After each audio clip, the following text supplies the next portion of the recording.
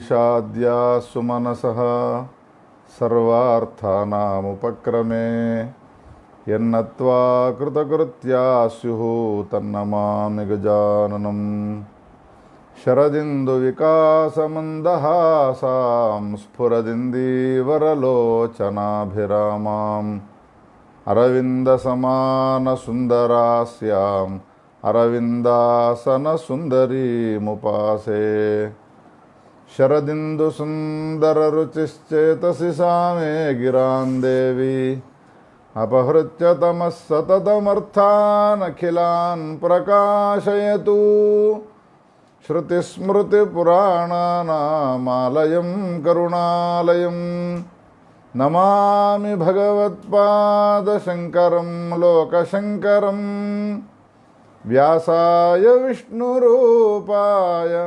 व्यासरूपाय विष्णवे नमो वै ब्रह्मनिधये वासिष्ठाय नमो नमः। वन्दे वन्दारुमन्दारं बृन्दावनविनोदिनं वृन्दावनकलानाथं पुरुषोत्तममद्भुतं गोवर्धनधरं वन्दे गोपालं गोपरूपिणं गोकुलोत्सवमीशानं गोविन्दं गोपिकाप्रियम्। श्रीकृष्ण गोविन्द हरे मुरारे हे नाथ नारायण वासुदेव। श्रीकृष्ण गोविन्द हरे मुरारे हे नाथ नारायण वासुदेव। हे नाथ नारायण वासुदेव। हे नाथ नारायण वासुदेव। अच्युतं केशवं रामनारायणं कृष्णदामोदरं वासुदेवं हरिम्।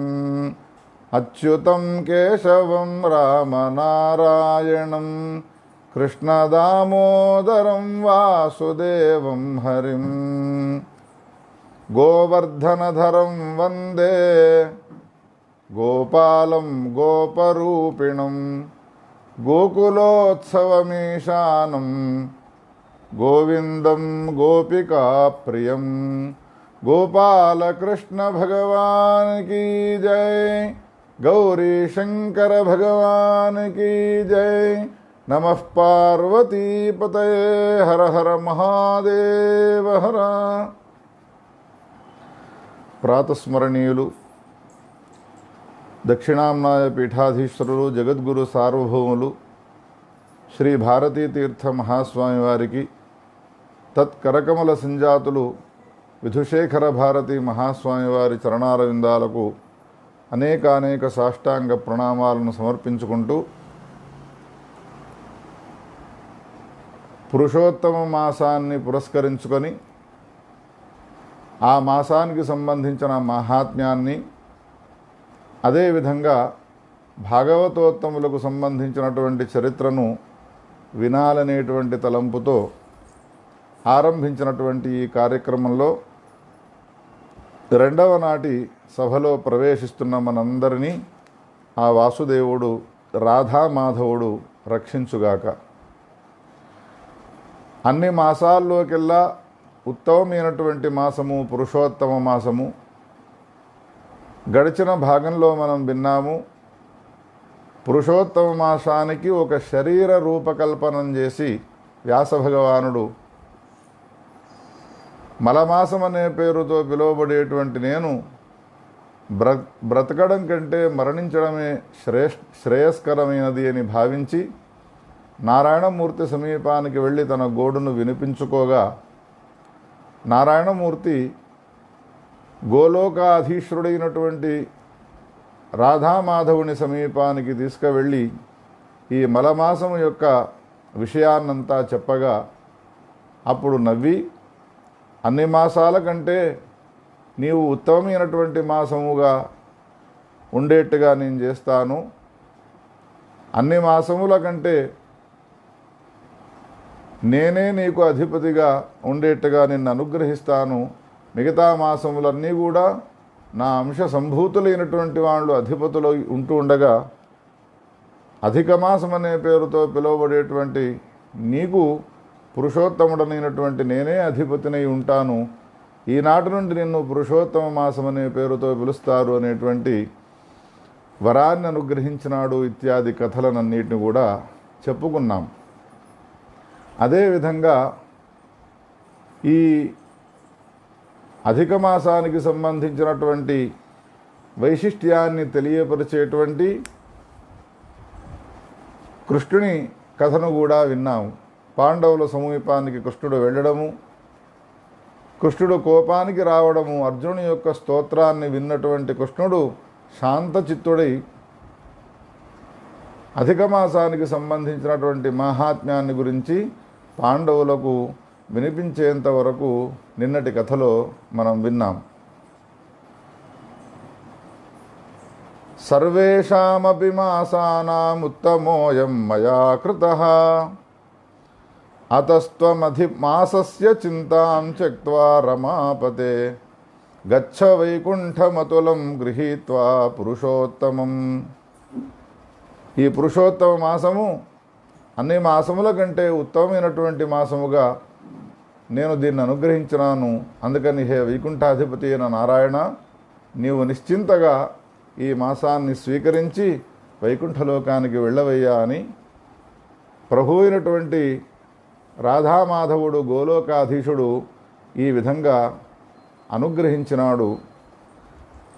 ఆ తరువాత కథావృత్తాంతాన్ని చెప్పుతూ ఉన్నాడు. పాండవుల సమీపంలో కృష్ణ పరమాత్మ చెప్పుతూ ఉన్నటువంటి కథ. అథార్జునమువాచేదం భగవాన్ భక్తవత్సలః. ఎవరు చేసిన కర్మను వాళ్ళు అనుభవించక తప్పదయ్యా ధర్మరాజా. బృందావన కళానాథుడైనటువంటి పురుషోత్తముడు వల్లభుడైనటువంటి ఈ అధిక మాసాన్ని పాండవులైనటువంటి మీరంతా కూడా గౌరవించకపోవడం వలన మీకు ఇటువంటి ఆపదలు ఏర్పడ్డాయి. నిరంతరము కృష్ణుణ్ణి నమ్ముకొని కృష్ణుని యొక్క నామాన్ని స్మరిస్తూ ఎటువంటి కష్టాలు వచ్చినప్పటికీ కూడా ఆ కష్టాలనన్నిటినీ కూడా కృష్ణుని ద్వారా ఈడేర్చుకుంటూ ఉన్నారు కదా పాండవులు. కానీ ఈ పాండవుల సమీపానికి వచ్చినటువంటి కృష్ణుడు వీళ్లకున్నటువంటి కష్టాలనన్నిటినీ కూడా క్షణంలో తొలగించలేకపోయినాడు. కారణమేమిటి అనంటే, మనం అనుభవించేటువంటి ఏ దుఃఖాలు ఉంటాయో ఆ దుఃఖాలు కొన్ని ప్రాయశ్చిత్తాల ద్వారా తొలగించుకోవచ్చును. కొన్ని దుఃఖాలు ఏవైతే ఉన్నాయో అవి ప్రారబ్ధములు అని అంటారు. వాటిని ఎటువంటి ప్రాయశ్చిత్తాల ద్వారా కూడా తొలగించుకోవడానికి వీల్లేదు. సృష్టికర్త అయినటువంటి పరమాత్మ కూడా ఆ దుఃఖాలను తొలగించలేడు. అది కేవలం అనుభవము ద్వారా మాత్రమే తొలగిపోవాలి. ఈ రెండు రకాలైనటువంటి విషయాలను ఇప్పుడు మనం చెప్పుకున్నాము. అందులో ఈ పాండవులు అనుభవించేటువంటి ఏ దుఃఖం ఉన్నదో ఈ దుఃఖము ప్రాయశ్చిత్తముల ద్వారా తొలగించుకునేటువంటి దుఃఖము కాదు. అందుకని కృష్ణ పరమాత్మ తాను కూడా వాళ్లకు వచ్చినటువంటి అరణ్యవాసానికి సంబంధించినటువంటి దుఃఖాన్ని తొలగించలేకపోయినాడు. ఒక్కసారి కృష్ణుణ్ణి మనం అడుగుదాం, ఏమయ్యా కృష్ణ, నిరంతరము నిన్నాశ్రయించుకొని నీవే ప్రాణములుగా బ్రతికేటువంటి ఈ పాండవులు ఇంత దుఃఖాన్ని అనుభవిస్తూ ఉన్నారు అనంటే ఒకటి కాదు రెండు కాదు, ఇన్ని సంవత్సరాలు అరణ్యాల్లో సంచారం చేస్తూ నిద్రాహారాలను మానివేసి ఒక దుఃఖాన్ని వీళ్ళు అనుభవిస్తూ ఉన్నారు, భయంకరమైనటువంటి దుఃఖాన్ని అన్న తర్వాత దాన్ని ఎందుకయ్యా నీవు తొలగించలేవు అనంటే అది ప్రారబ్ధ కర్మ. ప్రారబ్ధ కర్మ అన్న తర్వాత అది ఆరంభమయ్యున్నది. ఆరంభమైన తర్వాత ఆ కర్మను తొలగించడం సాధ్యం కాదు. జగద్గురు శంకరాచార్యుల వారు కూడా ఈ ప్రారబ్ధ కర్మను గురించి వర్ణిస్తూ ఒక ఉపమానాన్ని చెప్పుతారు. బాణాన్ని సంధించేలోపు ఎవడైతే బాణాన్ని సంధించేవాడున్నాడో వాడిని ఆపవయ్యానంటే ఆపుతాడు, వేయకుండా, కానీ బాణాన్ని వదిలిన తర్వాత ఏ విధంగా ఆ బాణం మళ్ళీ వెనుకకు తిరిగి రాదో అదేవిధంగా ముక్తేషువతు అని అంటాడు శంకరాచార్యుల వారు. వదిలిపెట్టినటువంటి బాణము ఏ విధంగా రాను వస్తుంది, వాడిని పొడవను పొడుస్తుందో అదేవిధంగా ప్రారబ్ధ కర్మ అనేటువంటిది ముక్తేషువతు, వదిలిపెట్టినటువంటి బాణం వలె దాన్ని దుఃఖాన్ని అనుభవించవలసినదే. ఈ దుఃఖానికి సంబంధించినటువంటి కారణం ఏమిటి అనంటే స్పష్టంగా చెప్పినాడు కృష్ణ పరమాత్మ. ఈ 14 సంవత్సరాల్లో మీరు వచ్చినటువంటి పురుషోత్తమ మాసం అనేటువంటి అధిక మాసం గలదో ఈ అధిక మాసాన్ని గౌరవించకపోవడమే కారణము అన్నాడు. ఎంత ఆశ్చర్యం కలుగుతుంది చూడండి. నాకు తెలిసి నేను ఏ కీడును తలపెట్టలేదు ఎదుటివానికి, అయినా కానీ నేను దుఃఖాలను అనుభవిస్తూ ఉన్నాను అని చాలామంది అంటూ ఉంటారు.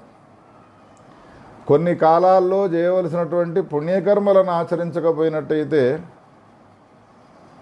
ఆ కాలములో చేయవలసిన పుణ్యకర్మలను చేయకపోవడం వలన ఏర్పడేటువంటి దుఃఖాలు ఇంత భయంకరంగా ఉంటాయి, ఇంత కష్టంగా ఉంటాయనే విషయాన్ని మనకు వ్యాసుడు చెప్పవలసిందే తప్ప ఇంకా ఎవరూ కూడా చెప్పలేరు. అందుకనే పురాణాలను అధ్యయనం చేయాలి, పురాణాలను శ్రవణం చేయాలి, ఆ పురాణాల్లో ఉన్నటువంటి ధర్మాలను పాటించాలి. వ్యాసుడు పురాణాల్లో కఠినమైనటువంటి ధర్మాలను చెప్పడు, అత్యంత సులభ సాధ్యము లేనటువంటి ధర్మాలనే చెప్పుతాడు. ముందు ముందు మనము ఈ పురుషోత్తమ మాసానికి సంబంధించిన నియమాలు ధర్మాలు ఏమిటో మనం వినబోతూ ఉన్నాం. కష్టసాధ్యము లేనటువంటి ధర్మాలను చెప్పడు, అతి సులభమైనటువంటి ధర్మాలనే మనకు బోధిస్తాడు. ఒకసారి మీరు పురుషోత్తమ మాసాన్ని అనుష్ఠానం చేయాలి అని అనుకున్నారు. ఆ సమయంలో అర్జునుడు మిమ్మలను వదిలిపెట్టి తపస్సు చేసుకోవడానికి వెళ్ళవలసి వచ్చినది. ఆయన వియోగంలో ఉన్నటువంటి మీకు పురుషోత్తమ మాసము రావడము తెలియలేదు, అది వెళ్ళిపోవడం కూడా తెలియలేదు.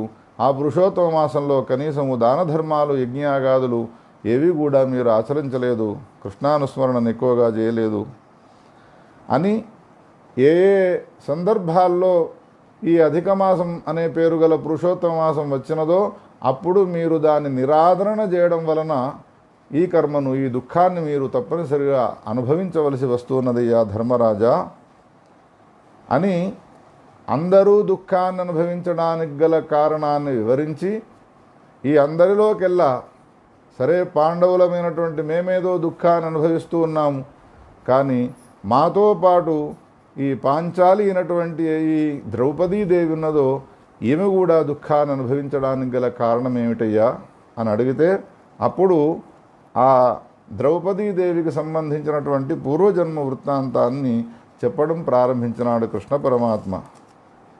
పూర్వకాలంలో మేధావి అనేటువంటి పేరు గల బ్రాహ్మణునికి ఒక కుమార్తె ఉండేది. రూపలావణ్యశీల అయినటువంటి ఆ అమ్మాయి కాలాంతరంలో యౌవనవతి అయినది. చిన్నతనంలోనే తల్లి మరణించినది. ఆ అమ్మాయికి యవ్వనం వచ్చిన తర్వాత కూడా తండ్రి పాపం వృద్ధుడై ఉండడం వలన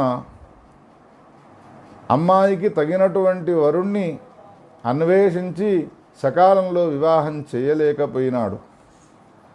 అనేక సందర్భాల్లో ఆ అమ్మాయి మేధావి అనే బ్రాహ్మణుణ్ణి తన తండ్రి గారిని సమీపించి అనేక సందర్భాల్లో తండ్రి నాకు వయసు వచ్చినది, ఒక యోగ్యుడైనటువంటి వరుణ్ణి వెతికి నాకు వివాహం చేయమని అనేక సార్లు ప్రాధేయపడ్డది.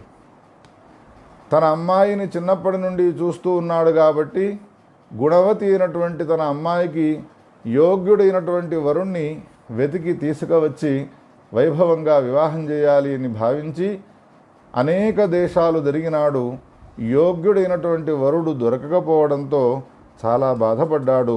నిరాశ నిస్పృహలతో కూడుకున్నటువంటి వాడి వార్ధక్యం వలన ఆ ప్రయత్నాన్ని విరమించుకొని చివరి దశలో భగవంతుడైనటువంటి కృష్ణ పరమాత్మను శరణాగతి పొందినాడు.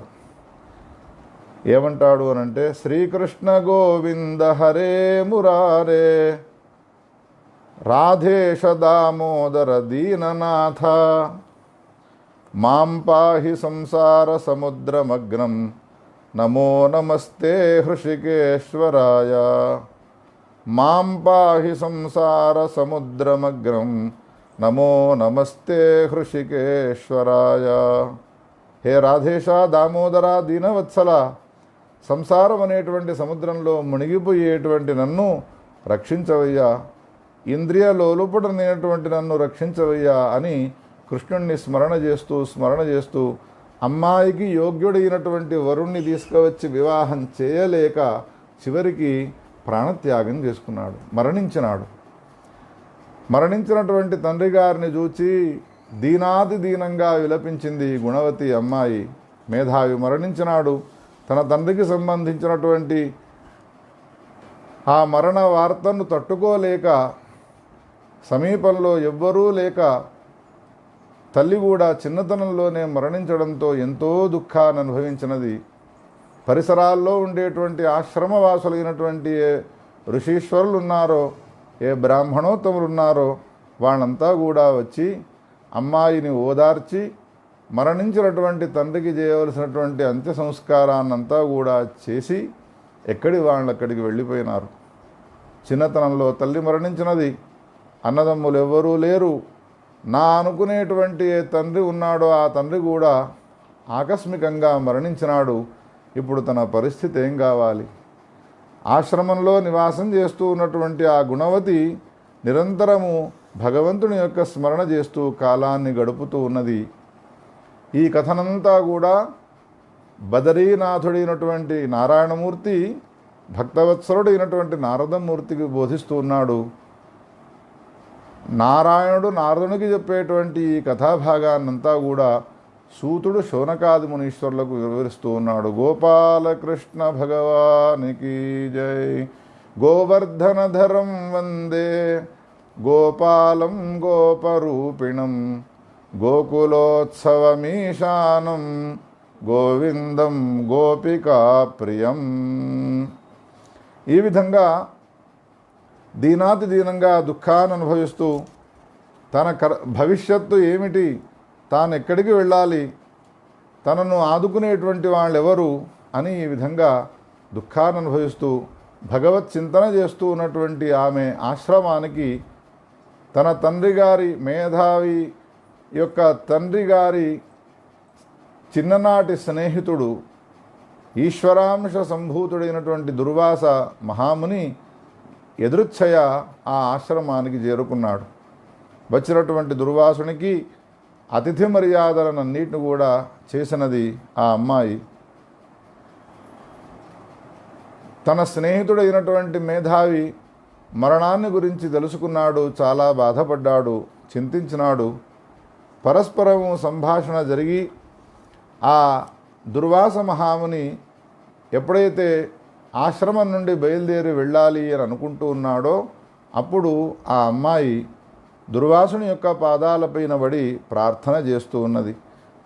నమస్తేస్తు మహాభాగ అత్రిగోత్ర దివాకర కృతో అధిగమనం సాధో దుర్దేవాయ మమాశ్రమే. అయ్యా, నా భాగ్యం ఉదయించి దౌర్భాగ్యురాలైనటువంటి నా ఇంటికి మహాతపశక్తి సంపన్నుడైనటువంటి నీవు వాత్సల్యంతో వేంచేసినావు. మా తండ్రి గారి యొక్క చిన్ననాటి స్నేహితుడు అయినటువంటి నీ రాక వలన నేను చాలా ఆనందాన్ని అనుభవిస్తూ ఉన్నాను. మళ్ళీ మా తండ్రి గారిని మీలో చూసుకొని నాకున్నటువంటి దుఃఖాన్ని కొంతవరకు తొలగించుకోగలిగినానయ్యా. మీ రాక వలన నాకు దౌర్భాగ్యం తొలగిపోయి భాగ్యోదయమైనట్టుగా నేను సంతోషాన్ని అనుభవిస్తూ ఉన్నాను. అందుకని ఇప్పుడు నాకున్నటువంటి ఈ దుఃఖాన్ని తొలగించి నాకు ఉత్తమమైనటువంటి ఫలం వచ్చేట్టుగా అనుగ్రహించు, ఆశీర్వదించు. ఒక స్త్రీ అస్వతంత్రురాలై ఉండి అన్నాదమ్ములు లేక జన్మనిచ్చినటువంటి తల్లిదండ్రులు కూడా మరణించి ఏ విధంగా సుఖాన్ని అనుభవించగలదయ్యా? అందుకని నాకు చిన్ననాటి నుండి ఉన్నటువంటి ఏ దుఃఖం ఉన్నదో ఆ దుఃఖాన్ని తొలగించు.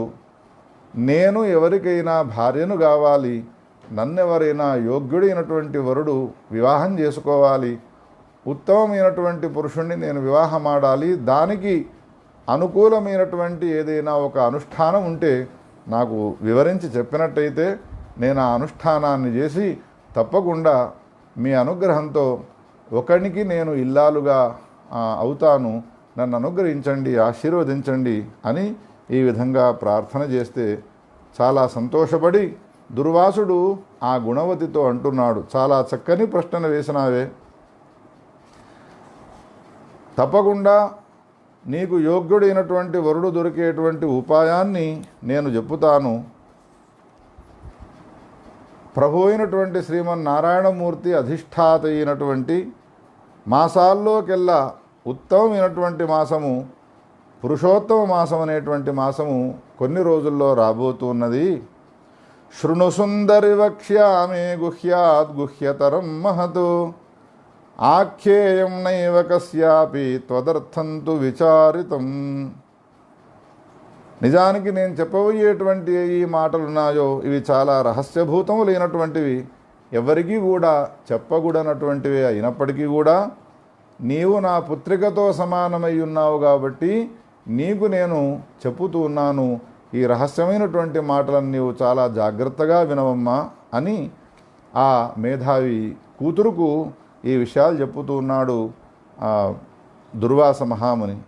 ఏమంటూ ఉన్నాడు అంటే, పురుషోత్తమ మాసస్య కళాన్నార్హంతి షోడశీం. 12 మాసాలు ఏవైతే ఉన్నాయో ఆ 12 మాసాలు 6 ఋతువులు గొప్ప గొప్పనైనటువంటి ముహూర్తాలు కాలానికి సంబంధించినటువంటివి ఏవైతే ఉన్నాయో అవేవి కూడా పురుషోత్తమ మాసముతో సాటి రావు. జగత్తులో ఉన్నటువంటి ఎన్ని సాధనాలు ఉన్నాయో గొప్పగా నేను ఈ ఫలాన్ని పొందాలి అని యజ్ఞాలు, యాగములు, మిగతా అనేక రకాలైనటువంటి సాధనలు ఉన్నాయో అవన్నీ కూడా ఈ పురుషోత్తమ మాసంతో సాటి రావు. 12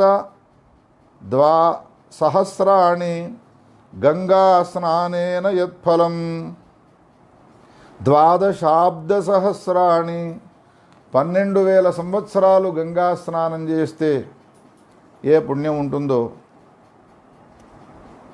సింహస్థ గురువులో బృహస్పతి సింహరాశిలో ప్రవేశించినప్పుడు గోదావరిలో స్నానం చేస్తే ఏ పుణ్యం వస్తుందో ఆ పుణ్యమును పొందాలి అని అనుకుంటే పురుషోత్తమ మాసం కోసం ఎదురుచూసి ఆ పురుషోత్తమ మాసానికి సంబంధించిన నియమాలను పాటిస్తే చాలు, వాడు గొప్పనైనటువంటి ఫలాన్ని పొందుతాడే. కేవలం 12,000 సంవత్సరాలు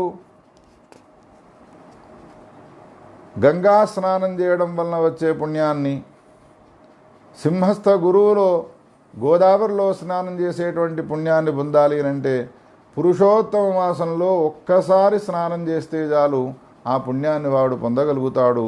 ఎంత గొప్పనైనటువంటిది ఈ మాసము. శ్రీకృష్ణుడు అధిపతిగా కలిగినటువంటి మాసము కాబట్టి దీన్ని పురుషోత్తమ మాసం అనే పేరుతో పిలిచినారే. తస్మిన్ సంసేవితే బాలే సర్వం భవతి వాంఛితం. ఈ మాసాన్ని గనక ఒకవేళ గౌరవించి ఉపాసించినారు అనంటే తప్పకుండా వాంఛితమైనటువంటిదంతా కూడా నెరవేరుతుంది. నీవు కూడా ఈ మాసాన్ని పురుషోత్తమ మాసాన్ని సేవించు, తప్పకుండా ఉత్తముడైనటువంటి భర్తను నీవు పొందుతావు అని ఈ ఉపాయాన్ని చెప్పినాడు. ఈ విధమైనటువంటి సులభమైన ఉపాయాన్ని వేదశాస్త్రాల్లో ప్రతిపాదింపబడ్డటువంటి పురుషోత్తమ మాసానికి సంబంధించిన గరిమను వర్ణించినటువంటి దుర్వాసుని మాటలను విని ఆ బాల అమ్మాయి ఏమన్నది గుణవతి అంటే, నమహ్యం రోచతే బ్రహ్మణ్యదుక్తం భవతామునే. హే దుర్వాస, నా తండ్రితో సమానమైనటువంటి వాడవు నీవు, ఏదైనా ఒక ఉపాయాన్ని చెప్పమని అడిగితే నీవు అధిక మాసం అనే పేరుతో పిలువబడేటువంటి మలమాసాన్ని గురించి చెప్పుతూ ఉన్నావా? ఎంతటి నీచమైనటువంటి మాసం ఇది, ఎంతటి పనికిరానటువంటి మాసం ఇది. వైశాఖ మాసము, శ్రావణ మాసము, కార్తీక మాసము, మాఘమాసము మొదలైనటువంటివి ఎన్నో ఉంటూ ఉండగా ఆ మాసాలన్నింటిని కూడా వదిలిపెట్టి సూర్య సంక్రమణ లేనటువంటి ఈ మలమాసాన్ని నీవు ఉపాసించు అని అంటూ ఉన్నావు. నిజంగా ఎంతటి నిర్దయతో కూడుకున్నటువంటి గణపతిని ఉపాసించమని కానీ చెప్పకుండా నీవు సూర్య సంక్రమణ లేనటువంటి ఈ మలమాసాన్ని ఉపాసించమని చెప్పడము ఇది చాలా విడ్డూరంగా ఉన్నది. నాణ్యం పశ్యామి భూదేవ చింతయంతో దివానిశం. రాముడి కన్నా, శంకరుని కన్నా, భగవతి రాజరాజేశ్వరి, దుర్గా భవాని, లలితా మహాత్రిపుర సుందరి కన్నా మించినటువంటిది, ఫలాన్నిచ్చేటువంటిది ఈ లోకంలో ఇంకెవరూ కూడా లేరు. ఉపాసిస్తే అటువంటి వాళ్ళను ఉపాసించాలి, అనుష్ఠానం చేస్తే అటువంటి కాలంలో అనుష్ఠానాన్ని చేయాలి. కానీ ఈ మలమాసాన్ని సేవించమని చెప్పడం ఇది నాకు ఆశ్చర్యాన్ని కలిగిస్తుంది, నాకు విడ్డూరంగా ఉన్నది అని ఈ విధమైనటువంటి మాటలను అంటూ దుర్వాసుడు చెప్పినటువంటి మాటలను అధిక్షేపించి, కేవలం అధిక్షేపించడం మాత్రమే కాకుండా, వ్యతిరేకించడం మాత్రమే కాకుండా అధిక మాసాన్ని అనేక రకాలుగా నిందించడాన్ని చూచి దుర్వాసుడు ఆవేశానికి వచ్చినాడు. కానీ తీవ్రమైనటువంటి ఆవేశానికి వచ్చి ఊగిపోయి ఎర్రనైనటువంటి కళ్ళను చేసుకున్నాడు. కమండలంలో నీళ్లు తీసి ఒక్కసారి ఆమెను శపించాలి అని అనుకున్నాడు. కానీ తన స్నేహితుని యొక్క కూతురు కావడం వలన తన కూతురి వలె భావించినటువంటి వాడై ఉన్నాడు కాబట్టి శాపాన్ని పెట్టాలి అని అనుకున్నవాడల్లా శాపాన్ని పెట్టడం నుండి నివృత్తుడై శాపాన్ని పెట్టడం ఆపివేసినటువంటి వాడై అహో బాలేన మే కోపో మిత్రజేత్వయి కశ్చన. నా స్నేహితుడు అయినటువంటి మేధావి యొక్క కుమార్తెవు కాబట్టి నిన్ను కోపముతో నేను దగ్ధం చేయలేకుండా ఉన్నాను, శపించలేకుండా ఉన్నాను. కానీ నేను చెప్పిన మాటను వినకుండా నేను సూచించినటువంటి అధిక మాసాన్ని గౌరవించకుండా దాన్ని నిందించి నా మాటను అగౌరవపరచడం వలన భవిష్యత్తులో నీవు చాలా భయంకరమైనటువంటి దుఃఖాన్ని ఎదుర్కోవలసి వస్తుందే. ఏది ఎట్లా ఎప్పుడు జరగవలసి ఉంటుందో అది అట్లా అప్పుడు జరిగే తీరుతుంది. నీవు మాత్రము దుఃఖాన్ని అనుభవించబోతూ ఉన్నావు అనేటువంటి మాటలను అంటూ, అయినా నీకు మేలు జరుగుగాక, నీకంతా మంచి జరుగుగాక, లోకంలో విశేషమైనటువంటి ఖ్యాతి నీకు వచ్చుగాక అనేటువంటి ఆశీస్సులను చేసినటువంటి వాడి వచ్చినటువంటి ఆ దుర్వాసుడు తాను మళ్ళీ తన ఆశ్రమానికి వెళ్ళిపోయినాడు. ఆ గుణవతి మేధావి యొక్క కుమార్తె శివునికి సంబంధించినటువంటి ఉపాసనను చేయడం ప్రారంభించినది. మలమాసం అంటే ఆమెకి ఇష్టం లేదు కదా. అధిక మాసమును పురుషోత్తమ మాసం అంటారు, దాన్ని గౌరవించు అని దుర్వాసుడు చెప్పినప్పటికీ కూడా అవిశ్వాసంతో కూడుకొని ఆ పురుషోత్తమ మాసాన్ని గౌరవించకపోవడం వలన కాలాంతరంలో తన కోరిక నీడేర్చుకోవాలి. అందుకని పురుషోత్తమ మాసము కన్నా గొప్పనైనటువంటి ఫలాన్ని ఇచ్చేటువంటి వాడు నా ఆరాధ్యమూర్తి మహాదేవుడైనటువంటి శివుణ్ణి నేను ఉపాసన చేస్తాను అని భావించి ఆ అమ్మాయి శివుని గురించి ఉపాసన చేయడం ప్రారంభించినది. అనేక సంవత్సరాలు నిద్రాహారాలను మానివేసి అరణ్యాల్లో ఉన్నటువంటి ఆ అమ్మాయి శివుని యొక్క ఉపాసన చేసినది. మహాదేవుడైనటువంటి శంకరుడు ఆమెకు వరాన్ని ఇవ్వడం కోసమై ప్రమథగణాలతో కూడుకున్నటువంటి వాడై ఢమా ఢమా అనేటువంటి డమరుకధ్వానాన్ని చేస్తూ శంఖాన్ని పూరిస్తూ ఉన్నటువంటి వాడై అమ్మాయి ఎదుట ప్రత్యక్షమైనాడు. అమ్మాయి, నీకేం వరం కావాలనో చెప్పు, నీ వరాన్ని నేను ఈడేర్చడం కోసమే వచ్చినాను, కోరుకో కోరుకో అన్నాడు.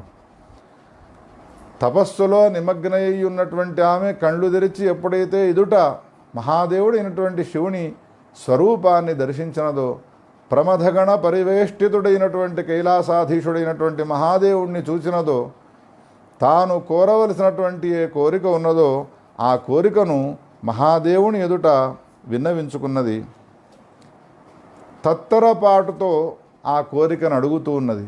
ఏమంటూ ఉన్నది అనంటే, పతిందేహి పతిన్మహ్యం పతిం పతిమహం వృణే పతిందేహి మహాదేవ నాణ్యన్మే చింతితం హృది.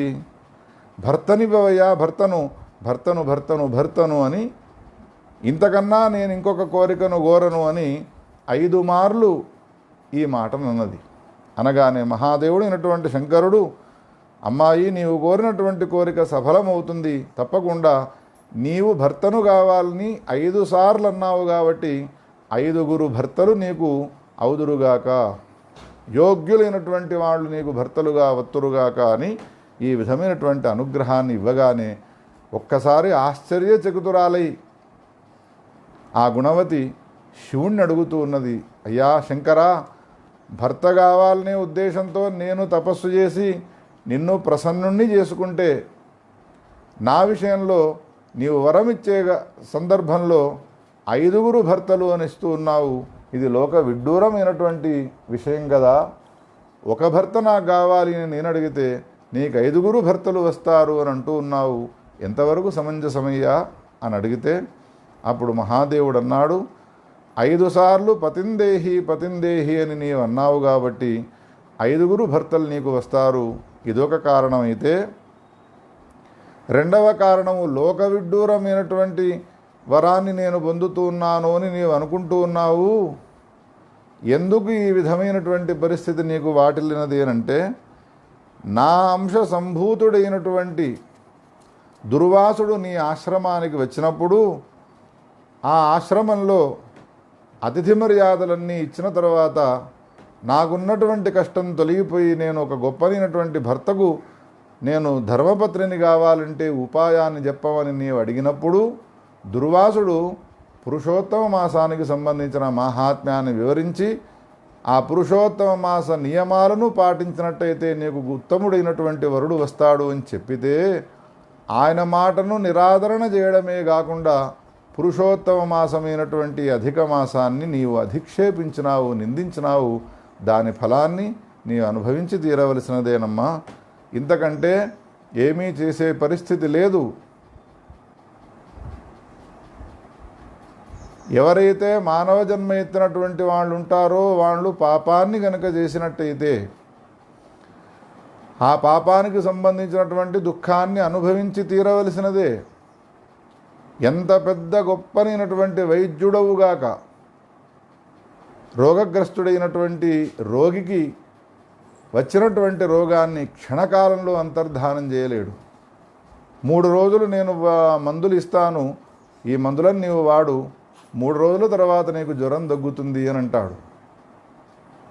నీవిచ్చినటువంటి మందుతో ఇప్పుడే జ్వరాన్ని ఎందుకు నీవు చేయలేవు, తగ్గేట్టుగా చేయలేవు అనంటే, ఎంత పెద్ద అయినటువంటి మేధావి అయినప్పటికీ కూడా అనుభవించేటువంటి అనుభవం ఉన్నదో ఆ అనుభవాన్ని తొలగించేటువంటి పనిని చేయలేడు. ఇది శాస్త్ర విహితమై ఉన్నది. ప్రారబ్ధము అనుభవంతో పోగొట్టుకోవలసిందే తప్ప దాన్ని తొలగించుకోవడం ఎవరి వలన కూడా సాధ్యమయ్యేటువంటిది కాదు. అయినా నీకంతా కూడా మేలు జరుగుతుంది, నీకు 5గురు భర్తలు వస్తారు అనేటువంటి వరాన్ని అనుగ్రహించినటువంటి వాడై మహాదేవుడైనటువంటి శంకరుడు అంతర్ధానమైపోయినాడయ్యా ధర్మరాజా. ఏ ద్రౌపదిని పాండవులు వివాహం చేసుకున్నారో ఆ పాండవులకు ద్రౌపదీదేవికి సంబంధించిన పూర్వజన్మ వృత్తాంతము ఈనాటి వరకు తెలియదు. ప్రసక్తి వచ్చినది కాబట్టి కృష్ణుడు ఈనాడు అరణ్యంలో ఉన్నటువంటి అరణ్యవాసం చేస్తూ ఉన్నటువంటి పాండవులకు ఈ విషయాలన్నిటిని కూడా చెప్పినాడు. పాండవులైన మీరు పురుషోత్తమ మాసాన్ని గౌరవించకపోవడం వలన, ఆ నియమాలను పాటించకపోవడం వలన మీకు కష్టాలు వచ్చినాయి. ద్రౌపదీదేవి గత జన్మలో ఈ విధంగా అధిక్షేపించడం వలన 5గురు యోగ్యులైనటువంటి భర్తలకు ఆమె భార్య అయి ఉండి కూడా ఆమె ఈ విధమైనటువంటి దుఃఖాన్ని అనుభవిస్తున్నది. దీనికి కారణము అధిక మాసాన్ని అధిక్షేపించడమే.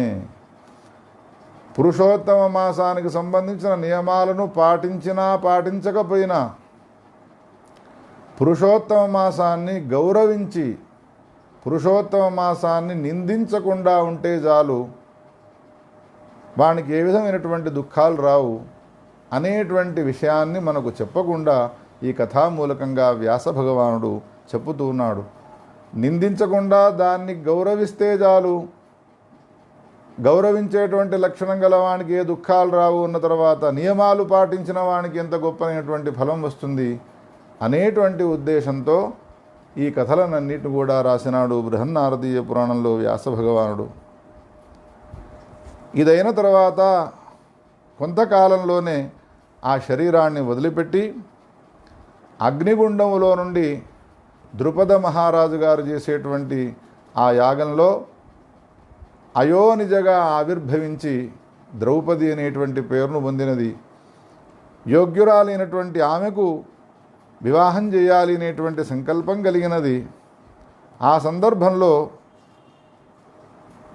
స్వయంవరాన్ని ఏర్పాటు చేసినాడు ఆ మహారాజు. ఆ స్వయంవరంలో అర్జునుడు పైన సంచారం చేస్తూ ఉన్నటువంటి మత్స్యాన్ని నీళ్లలో చూచి భేదనం చేసినాడు. అప్పుడు ఆ మహారాజు ఇచ్చిన మాట ప్రకారంగా అమ్మాయిని అర్జునుని చేతుల్లో పెట్టినాడు. అర్జునుడు ద్రౌపదిని తీసుకొని ఇంటికి వెళ్ళినాడు. అమ్మా, నేను ఒక వస్తువును తీసుకువచ్చినాను అన్నాడు. లోపల కుంతీదేవి ఉన్నది. ఏ వస్తువు అయినా మీరు 5గురు పంచుకోవలసిందే కదరా, అందుకని మీ 5గురు అనుభవించండి ఏనన్నది. లోపల నుండి వచ్చినటువంటి తల్లి చూచే వరకు బయట ద్రౌపదీదేవి ఉన్నది. తల్లి మాటను కాదనలేక మహాదేవుడైనటువంటి శివుని యొక్క వాక్కును దృష్టిలో ఉంచుకొని అధిక మాసాన్ని అధిక్షేపించడం వలన నిజానికి ఒక స్త్రీకి ఒకడే భర్త కావలసి ఉండవలసినప్పటికీ 5గురు భర్తలు రావడానికి ఈ విధమైనటువంటి కారణాలు అన్నీ కారణమైనాయ్యా శౌనకాదుషులారా. ఈ విధంగా 5గురికి ఆమె భార్యగా వెళ్ళవలసి వచ్చినది. ఈ దుఃఖాలన్నిటిని కూడా అనుభవించవలసి వస్తున్నది. ఈ సందర్భంలో కృష్ణుడు ఈ వృత్తాంతాన్నంతా కూడా పాండవులకు చెప్పి ఏమంటాడు అనంటే, నమే క్షీరోదతనయా ప్రియా నాపి హలాయుధ నథా దేవకీ దేవి న ప్రద్యుమ్నో న సాత్యకి. హే పాండవులారా, కృష్ణుడనైన నాకు సంబంధించినటువంటి విషయాన్ని యథాతథంగా యథార్థముగా హృదయంలో ఒకటించుకొని బయటికి ఒకటి చెప్పకుండా అచ్చమైనటువంటి నిజాన్ని నేను చెప్పుతున్నాను వినవయ్యా. పాండవులారా, మీరంతా కూడా వినండయ్యా. పాల సముద్రంలో పుట్టినటువంటి లక్ష్మీదేవి అన్నా నాకంతా ప్రేమ లేదు.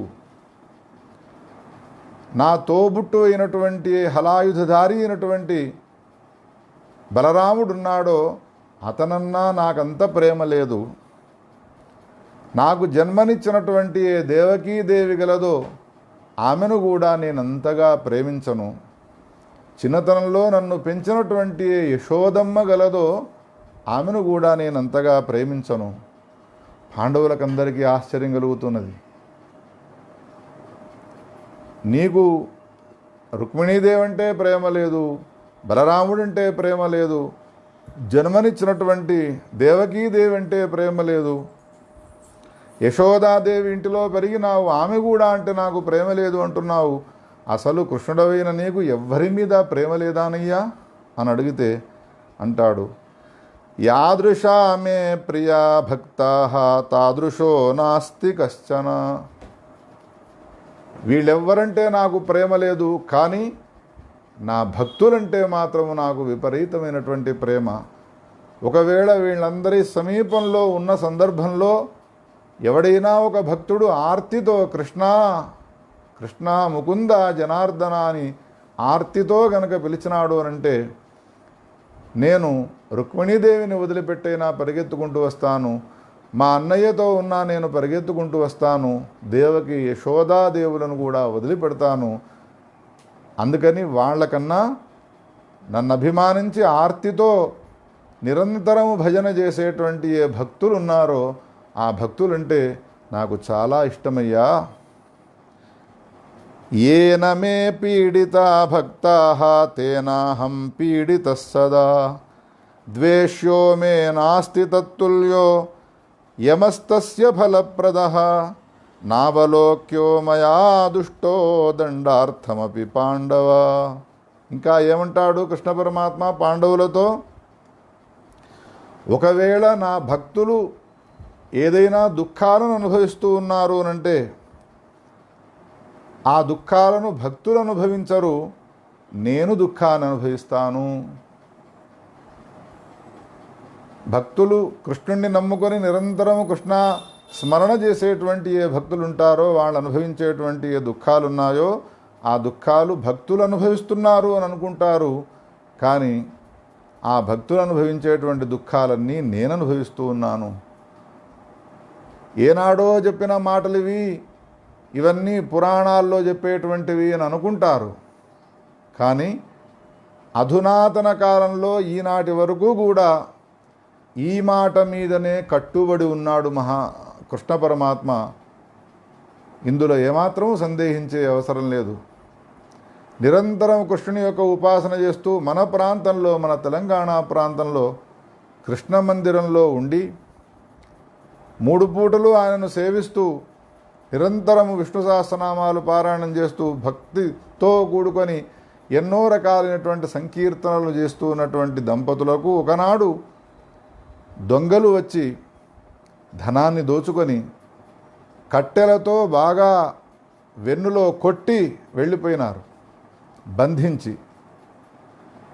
తెల్లవారిన తర్వాత బంధాలన్నీ కూడా విప్పుకొని ఎన్ని దుఃఖాలను అనుభవించినా, ఎంతమంది వచ్చి ఎన్ని రకాలుగా మమ్మల్ని కొట్టినా కానీ నీ సేవను మాత్రం వదిలిపెట్టకూడదు కదా స్వామి అని కృష్ణునికి వస్త్రాలను తొలగించి అభిషేకం చేయాలి అని అనుకున్న సమయంలో ఆయన వెన్నులో కట్టెలతో ఈయనను కొట్టితే ఎన్ని వాతలు పడ్డాయో ఆ కృష్ణుని విగ్రహంలో కూడా అన్ని వాతలు కనిపించినాయి. ప్రత్యక్ష నిదర్శనంగా చెప్పినటువంటి మాటలు ఇవి. అందుకని ఏదో కృతయుగంలోనో ద్వాపర యుగంలోనో కృష్ణుడు ఈ మాటలను అన్నాడు. ఈనాటి కాలంలో అవేవి కూడా నడవవు. కృష్ణుడు ఆ మాటను దప్పుతాడు, ఇప్పుడెవరికి ప్రత్యక్షం కాడు అనేటువంటి ఏ మాటలు ఉన్నాయో అవన్నీ కూడా వృధా ప్రలాపాలే. ఈనాటికి కాదు, ఏనాటికైనా కానీ భక్తులంటే అమితమైన ప్రేమ భక్తి కలవాడు ఆ పరమాత్మ. అందుకని మానవునిగా జన్మించిన తర్వాత తప్పకుండా వాడు కృష్ణ భక్తుడు కావాలి. కృష్ణం వందే జగద్గురుం అని జగద్గురువైనటువంటి ఆ కృష్ణుణ్ణి సదా సర్వకాలాలు స్మరించాలి. అందులో ఈ పురుషోత్తమ మాసంలో నైరంతర్యంగా కృష్ణనామాన్ని జపించాలి. అంతేకాదు ద్వేష్యో మే నాస్తి తత్తుల్యో యమస్తస్య ఫలప్రదః. నావలోక్యో మయా దుష్టో దండార్థమపి పాండవ. ఎవడైనా నన్ను ద్వేషించేవాడున్నాడు అనంటే నేను వానికి దండాన్ని విధించే అవసరం లేదు. యమధర్మరాజే వానికి ఈ విధమైనటువంటి దండాన్ని విధిస్తూ ఉంటాడు. అందుకని హే పాండవులారా, నేను మీకు ఒక హితవు మాటను చెబుతూ ఉన్నాను, వినండి. ఇదివరకు ద్రౌపదీదేవి గత జన్మలో దుర్వాసుని యొక్క మాటను ధిక్కరించినది.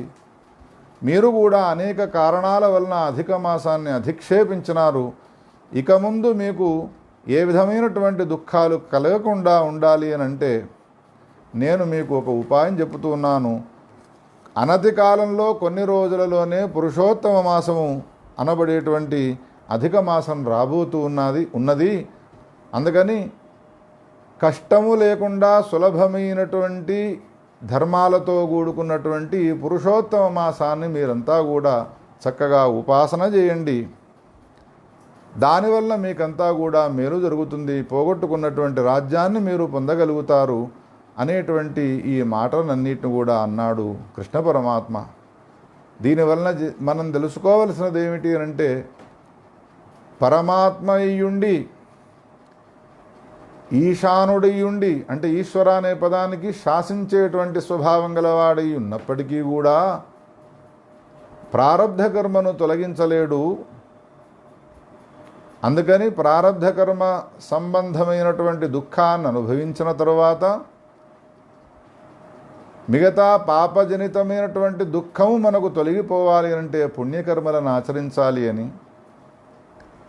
పాపజనితమైనటువంటి దుఃఖాలు తొలగిపోవాలి అంటే పుణ్యకర్మల యొక్క అనుష్ఠానమే తప్పనిసరి. పుణ్యకర్మలకు సంబంధించిన బ్యాలెన్స్ ఉన్నప్పుడే పరమాత్మ కూడా మనకున్నటువంటి పాపజనితమైనటువంటి దుఃఖాన్ని తొలగించే విషయంలో వాడు ముందుకు వస్తాడు, వాడు సమర్థుడవుతాడు. ఒకవేళ పుణ్యకర్మ జనితమైనటువంటి ఆ సుకృతము మన సమీపంలో లేదు అనంటే భగవంతుడు కూడా ఏమీ చేయలేడు. క్యాషియర్ మనవాడే అయినప్పటికీ కూడా బ్యాంకులో ఉన్నటువంటి అకౌంట్లో మనకు డబ్బులు లేవు అన్న తర్వాత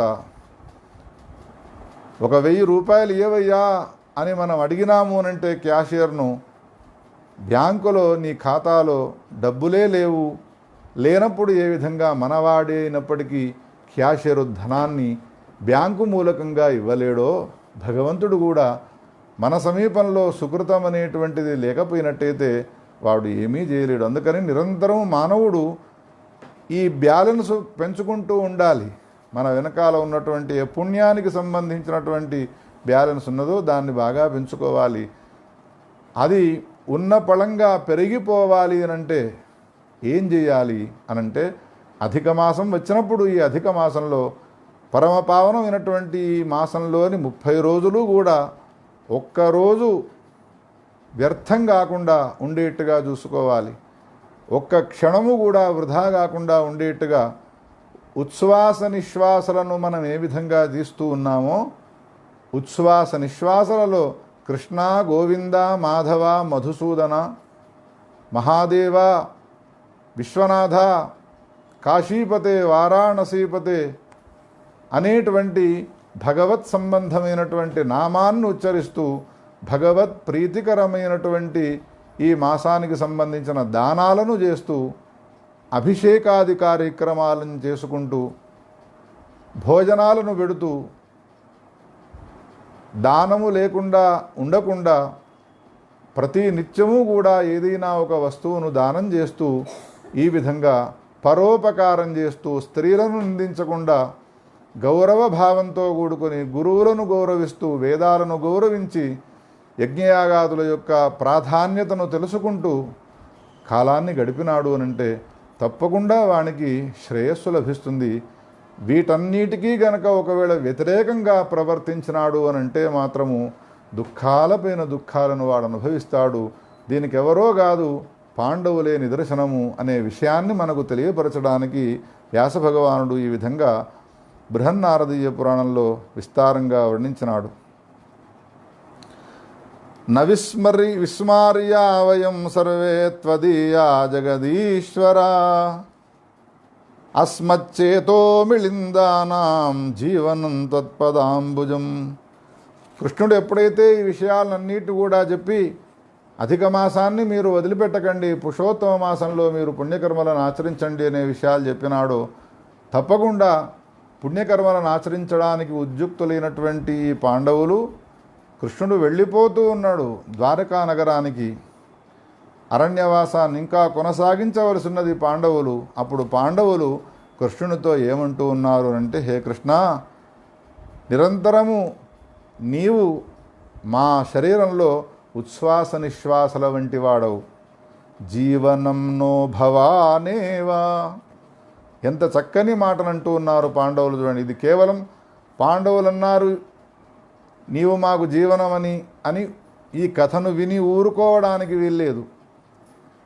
మనమంతా కూడా కథలో చెప్పబడ్డటువంటి పాండవులుగా మారి, అది పాండవులు అన్నటువంటి మాట కాదు, మేమన్నటువంటి మాటగా భావించి ప్రతివాడు కూడా ఇటువంటి భావనను ఒకవేళ పొంది ఉన్నాడు అనంటే, పాండవులను కృష్ణుడు ఏ విధంగా అనుగ్రహించినాడో మనందరినీ కూడా కృష్ణుడు ఆ విధంగా అనుగ్రహిస్తాడు అనే విషయాన్ని దృష్టిలో ఉంచుకొని ఈ కథను మనకు చెప్పుతూ ఉన్నాడు. కథలు వినే సమయంలో ఆ కథలలో ఉండేటువంటి పాత్రలతో మనం మమైకమైనప్పుడు మాత్రమే మనకు ప్రయోజనం సిద్ధిస్తుంది. ఏమంటూ ఉన్నారు పాండవులు అనంటే, జీవనన్నో భవానేవా యథా వారి జలౌకసాం పునర్దర్శనమల్పేన కాలేనాస్తు జనార్దన. నీళ్లలో ఉండేటువంటి ఏ జలజంతువులు ఉన్నాయో ఆ జలజంతువులకు చెరువులో నీళ్ళన్నీ ఎండిపోయినాయినంటే ఆ జలజంతువులు ప్రాణంతో ఉంటాయా? మరణిస్తాయి. అందుకని జలజంతువులకు నీళ్లు ఏ విధంగా ప్రాణమై ఉన్నాయో పాండవులమైనటువంటి మానవులమైనటువంటి మా అందరికీ కూడా నీవే ప్రాణమై ఉన్నావు. ఎంత చక్కని మాట అన్నారు. ప్రాణం ఉంటే బ్రతికున్నాడు అని అనుకుంటూ ఉంటారు లోకంలో. ప్రాణము అనే పదానికి అర్థమేమిటి? బ్రహ్మసూత్రాల్లో వ్యాస భగవానుడే చెప్పినాడు, ప్రాణస్తథానుగమాత్. ప్రాణము అంటే సాక్షాత్తు పరమాత్మనే ప్రాణశబ్దవాచ్యుడు, ఇందులో ఏమాత్రము సందేహించే అవసరం లేదు అని ఆ అధికరణంలో అంతా కూడా విచారం చేసినాడు. ఆ అధికరణగతమైనటువంటి విషయాన్ని మనకు చాలా సులభంగా కథామూలకంగా వ్యాసుడు ఈ విషయాన్ని తెలియజేస్తూ ఉన్నాడు అని ఈ విధంగా పాండవులంతా కూడా అంటూ, న విస్మార్యాహ వయం స్వర్వే త్వదీయా జగదీశ్వర. ఎప్పుడు కూడా మమ్మలను మర్చిపోకయ్యా స్వామి. పాండవులు అంటూ ఉన్నారు. మనమంతా కూడా అదే మాట అనాలి. పరమాత్మ మనను మర్చిపోకుండా ఉండాలి అనంటే, మర్చిపోకుండా మమ్మల్ని నుండు అన్న తర్వాత ఇంకొక మాటను కూడా అనాలి. ఏమనాలి అనంటే, త్వదీయా జగదీశ్వర. మనకు సంబంధించిన వాళ్ళు ఎవరైతే కారో వాళ్ళను మర్చిపోవడం సహజం. మనకు సంబంధించిన వాళ్ళు అయినారు అన్న తర్వాత ఎక్కడికి పోయినా వాళ్ళు జ్ఞాపకానికి రానే వస్తారు. కొడుకు, భార్య, స్నేహితుడు, ఆప్తుడు, ఇంటి పక్కల ఉండేవాళ్ళు ఉన్నారనుకోండి, ఇల్లును వదిలిపెట్టి కాశీకి పోయినా గంగా తీరంలో కూర్చున్న నా వాళ్ళు అన్న తర్వాత వాళ్ళంతా జ్ఞాపకం వస్తూనే ఉంటారు. రైల్లో ప్రయాణం చేసి వచ్చినాడు, వాళ్ళెవరూ నా వాళ్ళు గారు, వాళ్ళు ఎందుకు జ్ఞాపకం రారు? గంగలో కూర్చున్న తర్వాత, కాశీలో ఉన్న తర్వాత నా వాళ్ళు కారు కాబట్టి. అందుకని పాండవులు ఏమంటూ ఉన్నారు అనంటే, మమ్ములను నీవెప్పుడూ కూడా విస్మరించకు, మరిచిపోకు. ఎందుకు మరిచిపోకూడదు అని కృష్ణుడు అడిగితే పాండవులు అంటారు, త్వదీయా జగదీశ్వర. మేమంతా కూడా నీ వాళ్ళమై ఉన్నాం కాబట్టి నీ వాళ్ళమైనటువంటి మమ్ములను ఎప్పుడూ కూడా నీవు మర్చిపోవడానికి వీల్లేదయ్యా. అంతేకాదు, అస్మచ్చేతో మిళిందానాం జీవనం తత్పదాంబుజం. మా మనస్సులు ఏవైతే ఉన్నాయో అవి తుమ్మెదలు. ఎంత చక్కని వర్ణన చేసినాడు వ్యాస భగవానుడు. భగవంతుని సమీపానికి వెళ్ళినప్పుడు మనలో అటువంటి భావతరంగాలు ఉబికి రావాలి. భావతరంగాలు రావాలి అనంటే వ్యాసుడు చెప్పిన పురాణాలు వింటే తప్ప అవి రావు. ఎంత చక్కగా అంటున్నాడు, అస్మచ్చేతో మిళిందానాం జీవనం తత్పదాంబుజం. ఇదివరకేమో ఒక ఉపమానం చెప్పినాడు, నీళ్లలో ఉండేటువంటి జల జంతువులకు నీళ్లే ప్రాణములు అని అన్నారు. ఇప్పుడేమంటున్నారు అనంటే, మా మనస్సులనేటువంటి ఏ తుమ్మెదలున్నాయో ఈ తుమ్మెదలకు జీవనం ఏమిటో తెలుసు. తుమ్మెదలు సామాన్యంగా పూలలో ఉండేటువంటి పుప్పొడిని ఆస్వాదించేవి జీవిస్తాయి. పాండవులమైన మా మనస్సులనేటువంటి ఈ తుమ్మెదలకు కృష్ణుడవైన నీ పాద కమలములే ఆశ్రయము. మీ పాద కమలాల్లో ఉన్నటువంటి ఏ పుప్పొడి ఉన్నదో అదే మాకు జీవనమై ఉన్నది అని ఈ విధంగా ప్రార్థన చేసినారు. మందం మందం సమారుహ్య రథం ప్రేమ పరిప్లుతః యయౌ ద్వారవతీం. విడవలేక కృష్ణ పరమాత్మ వీళ్ళ యొక్క మాటలన్నిటిని కూడా విన్నటువంటి వాడై అక్కడి నుండి ప్రయాణమై వెళ్ళినాడయ్యా. నారదునికి ఈ కథావృత్తాంతన్నా అంతా కూడా బదరికాధీశుడైనటువంటి శ్రీమన్నారాయణమూర్తి, వైకుంఠాధిపతి అయినటువంటి శ్రీమన్నారాయణమూర్తి ఈ కథను నారదునికి చెప్పుతూ, ఆ తరువాత పాండవులు ఎదురు చూస్తూ ఉన్నారు. పురుషోత్తమ మాసం రానే వచ్చినది. ఆ పురుషోత్తమ మాసం 30 రోజులు కూడా ఏ ఒక్క రోజును వృధా చేయకుండా ప్రతి క్షణాన్ని ఎన్ని నియమాలు ఉన్నాయో పురుషోత్తమ మాసానికి సంబంధించిన నియమాలు, అఖండ దీపాన్ని వెలిగించడము, నారాయణమూర్తిని ఆవుపాలతో అభిషేకం చేయడము, షోడశోపచారాలతో పూజించడము, గోవర్ధనధరం వందే గోపాలం గోపరూపిణం గోకులోత్సవమీశానం గోవిందం గోపికాప్రియం అనేటువంటి మంత్రాన్ని నైరంతర్యంగా జపించడము, దాన ధర్మాలను చేయడం, ఇవన్నీ కూడా చేసినారు. నెల రోజులు క్షణకాలంలో గడిచిపోయినాయి. అనతి కాలంలో మహాభారత సంగ్రామం వచ్చినది. ఆ ఘోరమైనటువంటి ఆ సముద్రాన్ని, కౌరవ సముద్రాన్ని ఎదుర్కొని పాండవులు విజయాన్ని పొందినారు. పురుషోత్తమ మాసానికి సంబంధించిన ఈ నియమాలు పాటించడం వలన పురుషోత్తముడు కూడా వీళ్లకు ఆప్తుడైనాడు. ఒకవేళ ఈ పురుషోత్తమ మాసాన్ని గనక వీళ్ళు గౌరవంగా అనుష్ఠానాన్ని చేయకపోయినట్టయితే పురుషోత్తముడు కౌరవ పక్షాన్ని ఆశ్రయించేవాడో ఏమో. పురుషోత్తముడు వీళ్ల పక్షాన్నే ఉన్నాడు. ఎత్ర యోగీశ్వర కృష్ణ ఎత్ర పార్థో ధనుర్ధర తత్ర శ్రీర్విజయోభూతి ధ్రువానీతిర్మతిర్మమ అన్నట్టుగా పురుషోత్తముడు ఎక్కడ ఉంటే అక్కడ విజయం ఉంటుంది. ఆ అర్జునుడు ఎక్కడ ఉంటాడు, అర్జునుడు కృష్ణుడు ఎక్కడ ఉంటే అక్కడ ధర్మం ఉంటుంది, ధర్మం ఎక్కడ ఉంటుందో అక్కడ విజయం అనేటువంటిది ఉంటుంది అన్నట్టుగా వీళ్లకు విజయం అనేటువంటిది ఏర్పడ్డదయ్యా. సధన్యో భారతే వర్షే సపూజ్య శ్రేష్ఠ ఏవ సహ వివిధైర్నియమైర్యస్తు పూజయేత్ పురుషోత్తమం. ఈ భూమండలంలో ఎవడు ధన్యుడు అనంటే వాడే ధన్యుడు ఎవడైతే వివిధములైనటువంటి నియమాలతో కూడుకున్నటువంటి పురుషోత్తముణ్ణి ఉపాసిస్తాడో.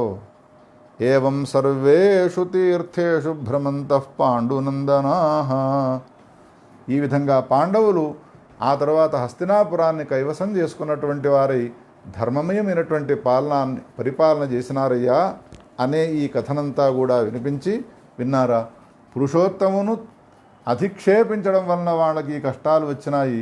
పురుషోత్తమ మాసాన్ని గౌరవించి ఒకే ఒక పర్యాయము మనం పుట్టినప్పటి నుంచి మరణించేలోపు ఎన్ని అధిక మాసాలు వస్తాయో, ఎన్ని అధిక మాసాలు వస్తే, ఎన్ని పురుషోత్తమ మాసాలు వస్తే అంత పుణ్యాన్ని మనం చేసుకునేటువంటి సౌభాగ్యాన్ని, అవకాశాన్ని పొందుతాము. కానీ పురుషోత్తమ మాసం ఇంత గొప్పది అనేటువంటి విషయాన్ని చెప్పిన వ్యాసుని మాటలనే గనక మనం వినలేదు. ఈ పురుషోత్తమ మాస మహాత్మ్యం అనేటువంటి బృహన్నారదీయ పురాణంలోని ఈ వాక్యాలే వినలేదు అనంటే ఎన్నో వచ్చినా ఈ పురుషోత్తమ మాసాలు వెళ్ళిపోయినాయి, గౌరవించినామా? అందుకని దీన్ని గౌరవించి పాండవులు ఏ విధంగా శ్రేయస్సును పొందినారో అటువంటి శ్రేయస్సును మనమంతా కూడా పొందడానికి ఉత్తమమైనటువంటి పురుషోత్తమ మాసంలో మనం ఇప్పుడు ప్రయాణం చేస్తూ ఉన్నాము. రండి అందరూ కూడా పురుషోత్తమ మాసానికి సంబంధించిన ఈ నియమాలను పాటిస్తూ తరించండి, కృష్ణానుగ్రహాన్ని పొందండి. గోపాలకృష్ణ భగవానికి జై. గోవర్ధనధరం వందే గోపాలం గోపరూపిణం గోకులోత్సవమీశానం గోవిందం గోపికాప్రియం. గోవర్ధనధరం వందే గోపాలం గోపరూపిణం గోకులోత్సవమీశానం గోవిందం గోపికాప్రియం. పరమ పావనమైనటువంటి ఈ పురుషోత్తమ మాసంలో భాగవతోత్తముల యొక్క కథలను కూడా వినాలి అని సంకల్పం చేసుకున్నాం మనం. భగవత్ ప్రేరణ జరిగినది. భాగవతంలో చెప్పబడ్డటువంటి ఏ భాగవతోత్తములున్నారో ఆ భాగవతోత్తములలో నిన్న మనము పరీక్షన్ మహారాజు గారికి సంబంధించినటువంటి కథావృత్తాంతాన్ని విన్నాము. ఈ భాగవతంలో అనేక మహాత్ములు భాగవతోత్తములున్నారు. అందులో నారదుడు పరమ భాగవతోత్తముడు. నారదుడే గనక ఒకవేళ లేకపోయినట్టయితే అసలు భాగవతమే ఆవిర్భవించేది కాదు. ఏ భాగవతమును అమృతము అని అన్నారో, ఏ భాగవతామృతాన్ని పురుషోత్తమ మాసంలో తప్పకుండా ఆస్వాదించాలి అన్నారో, ఏ భాగవతమును పారమహంస్య సంహిత అనేటువంటి పేరుతో కీర్తింపబడి ఉన్న ఈ గ్రంథాన్ని నైరంతర్యంగా పారాయణ చేసి దీన్ని అధ్యయనం చేసినటువంటి వాళ్ళంతా కూడా సంసారం అనేటువంటి బంధాల్లో నుండి బయటపడి వాళ్ళంతా కూడా కైవల్యాన్ని పొందుతూ ఉన్నారో అటువంటి భాగవత రచనకు మూల పురుషుడైనటువంటి పరమ భాగవతోత్తముడు ఎవరు అనంటే నారద మహర్షి. ఇందులో ఏమాత్రము సందేహించే అవసరం లేదు. వ్యాస భగవానుడు వేదాలనన్నిటినీ కూడా విభాగం చేసినాడు. వేదాల్లో ఉన్నటువంటి ధర్మాలన్నిటినీ తెలియపరచడానికి పురాణాలను రచించినాడు. ఎందుకు ఈ పనులన్నీ చేస్తూ ఉన్నావు అని వ్యాసుని అడిగితే, జగత్తులో ఉన్నటువంటి మానవులంతా కూడా ధర్మమయ జీవనాన్ని కొనసాగించడానికి, కానీ నేను ఇంత కృషి చేసినప్పటికీ కూడా ఎవ్వరూ అసలు ధర్మాన్ని ఆచరించడమే లేదు అని బాధపడుతూ కూర్చున్నాడు సరస్వతీ నదీ తీరంలో వ్యాస భగవానుడు. చింతాగ్రస్తుడై వ్యగ్రుడై ఉన్నటువంటి ఆ వ్యాస భగవానుని సమీపానికి నారాయణ నారాయణ జయ గోవింద హరే, నారాయణ నారాయణ జయ గోపాల హరే అనే భగవన్నామాన్ని ఉత్కీర్తనం చేస్తూ వ్యాసుని ఆశ్రమానికి వచ్చినాడు నారదుల వారు. నారదునికి అర్ఘ్యపాద్యాలనిచ్చినాడు. నారదుని యొక్క ఆదేశాన్ని స్వీకరించి వ్యాసుడు కింద కూర్చొని ఉన్నాడు. నారదుడు వ్యాసుడిని చూస్తూ ఉన్నాడు తదేకంగా. ఏమయ్యా వ్యాస, అతిథి మర్యాదలన్నీ చేసినావు కానీ నీ ముఖంలో సంతోషం కనిపించడం లేదు. ఎందుకు నీవు చింతాగ్రస్తుడవి ఉన్నావు? నీ చింతకు గల కారణం ఏమిటో చెప్పవయ్యా అన్నాడు. అంటే అప్పుడు వ్యాసుడు నారదునితో అంటున్నాడు, హే నారద మహర్షి, లోకంలో ఉన్నటువంటి మానవులను ఉద్ధరించాలనేటువంటి సంకల్పంతో వేదాలను విభాగం చేసినాను. వేదాల్లో ఉన్నటువంటి ధర్మాలను మూలకంగా తెలియజేసినాను. మహాభారత ఇతిహాసం అనేటువంటి దాన్ని కూడా రచించినాను. కానీ కథలు వింటున్నారు, వెళ్ళుతున్నారు తప్ప కథామూలకంగా నేను ధర్మాన్ని చెప్పిన ఆ ధర్మాన్ని మాత్రం వీళ్ళు ఆచరించడం లేదు. నా చింతకు ఇదే కారణము, నా దుఃఖానికి ఇదే కారణమై ఉన్నది అన్నాడు. అప్పుడు నారదుడు వ్యాసునితో అంటూ ఉన్నాడు, హే వ్యాస, నీవన్న ప్రకారంగా వేదాలను విభాగం చేసినావు, అష్టాదశ మహాపురాణాలు ఉపపురాణాలను రచించినావు, మహాభారత ఇతిహాసాన్ని రచించినావు. అయినప్పటికీ కూడా మానవులు ఎందుకు ధర్మ ప్రవృత్తులు కావడం లేదు అనంటే, నీవు రచించినటువంటి ఆ కథలలో, ఆ పురాణములలో అంతటి రసము నిండుగా లేదు. ఒక జిలేబీని నోట్లో వేసుకున్నాము అన్న తర్వాత జిలేబీ మొత్తము రసమయమై ఉంటుందో, ఒక కాకినాడ కాజాను మనం తిన్నాము అన్న తర్వాత దాని నిండా రసము ఏ విధంగా కూడుకొని ఉంటుందో, భక్తి రసాయనముతో కూడుకున్నటువంటి పరమ ఉత్కృష్టమైనటువంటి గ్రంథాన్ని ఇంతవరకు రచించకపోవడం వలన మానవులెవరూ కూడా ఆ భక్తి రసంలో మునగలేకపోతూ ఉన్నారయ్యా. భగవంతునికి సుముఖులు కాలేకపోతూ ఉన్నారు. ధర్మము యందు ఆసక్తి గలవారు కాలేకపోతూ ఉన్నారు. ధర్మము యందు ఆసక్తిని పెంచుకోలేకపోతూ ఉన్నారు. అందుకని నీవు అటువంటి రసగుళికలతో కూడుకున్నటువంటి భక్తి రసముతో కూడుకున్నటువంటి ఒక అద్భుతమైనటువంటి గ్రంథాన్ని రచించవలసినది అనేటువంటి సలహా ఇచ్చినాడు. ఆ సందర్భంలో నారదుడు అన్నటువంటి మాటలు ఎంత గొప్పగా ఉన్నాయి భాగవతంలో వ్యాసుడు చెబుతూ ఉన్నాడు.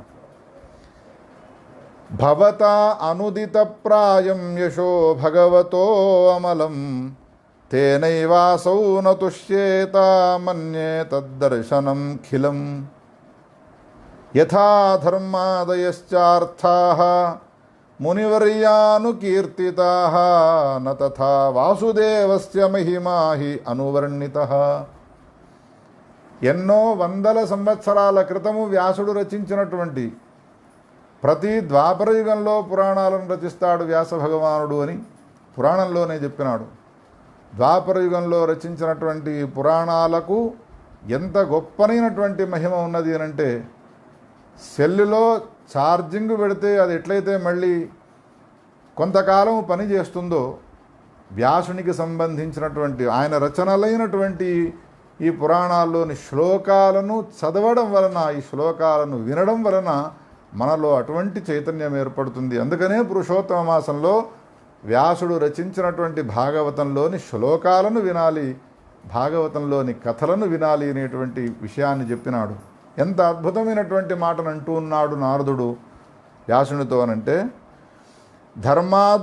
ధర్మార్థాలు ఏవైతే ఉన్నాయో వాటిని గురించి ఎంత విస్తృతంగా నీవు ఇతర పురాణాల్లో రచించినావో, వాసుదేవునికి సంబంధించినటువంటి మహిమను అంత గొప్పగా నీవు వర్ణించకపోవడం వలన నీ గ్రంథాలను ఎవరూ ఆదరించడం లేదయ్యా.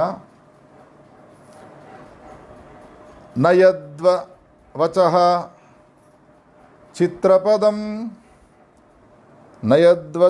చిత్రపదం హరేర్యశో జగత్పవిత్రం ప్రగృణీత కర్హిచితు తద్వాయసం తీర్థముషంతి మానసాః నయత్ర హంసాః నిరమంచు శిక్షయాః.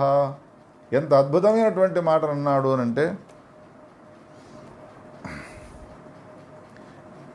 వాసుదేవునికి సంబంధించిన యశస్సును కీర్తించినటువంటి కథలు ఏవైతే ఉన్నాయో ఆ కథలన్నీ ఎటువంటివి అనంటే, కాకులు స్నానం చేసేటువంటి మురికి కుంటల వంటివే,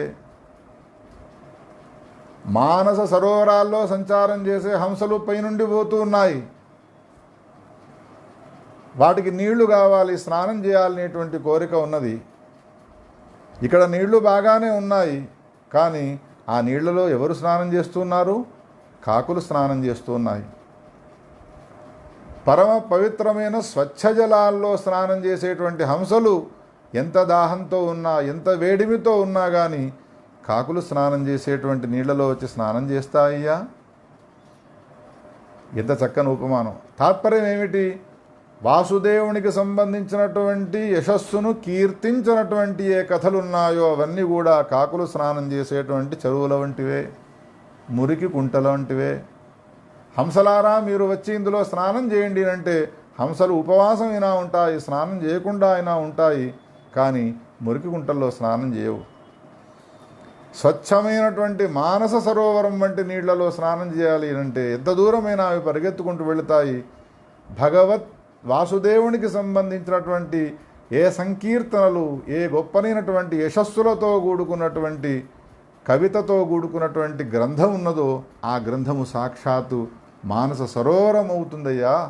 అందుకని హే వ్యాస, భగవత్ వర్ణన చేస్తూ భక్తి రసముతో కూడుకున్నటువంటి ఉత్కృష్టమైనటువంటి గ్రంథాన్ని కనుక ఒకవేళ నీవు రచించినావు అంటే తప్పకుండా ఆ హంసలన్నీ, పరమహంసలన్నీ ఇందులోనే స్నానం చేస్తాయి, నీవు సందేహించే అవసరం లేదు అనే మాట అన్నాడు. తద్వాగ్విసర్గో జనతాఘ విప్లవో యస్మిన్ ప్రతిశ్లోకమబద్ధవత్యపి నామాన్యనంతస్య యశోంకితాని యశృణ్వంతి గాయంతి గృణంతి సాధవః. సాధువులైనటువంటి వాళ్ళు ఎవరైతే ఉన్నారో భగవంతునికి సంబంధించిన యశోంకితములైనటువంటి యశస్సులతో కూడుకున్నటువంటి ఈ కథలను నిరంతరము గానం చేస్తారు. ఆ గానం చేయడమే కాదు, నాట్యం చేస్తూ ఉంటారు, తన్మయ స్థితిని పొందుతూ ఉంటారయ్యా. భగవంతునికి సంబంధించిన రసధునితో కూడుకున్నటువంటి ఆ కథలు ఇంకా ఏం ప్రయోజనాన్ని కలిగిస్తాయి అంటే, నైష్కర్మమప్యచ్యుత భావవర్జితం న శోభతే జ్ఞానమలం నిరంజనం కుతః పునః శశ్వతభద్రమీశ్వరే నార్పితం కర్మ యదప్యకారణం.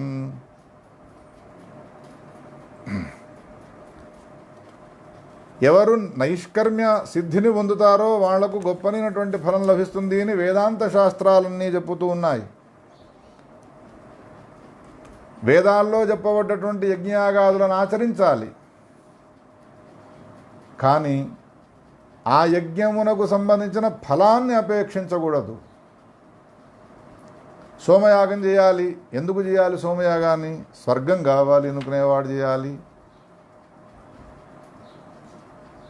వ్యాసుడు ఏమంటాడు అంటే, సోమయాగాన్ని ఆచరించాలి, కానీ స్వర్గాన్ని అపేక్షించకుండా సోమయాగాన్ని ఆచరించు, దాన్ని నైష్కర్మ్యము అంటారు. కర్మలను ఆచరించి కర్మల యొక్క ఫలాన్ని నీవు అపేక్షించకుండా ఉన్నావు అనంటే తప్పకుండా ఆ భగవంతుడు ఏం చేస్తాడు అనంటే నీ మనస్సులో ఉన్నటువంటి మాలిన్యాన్ని తొలగిస్తాడు.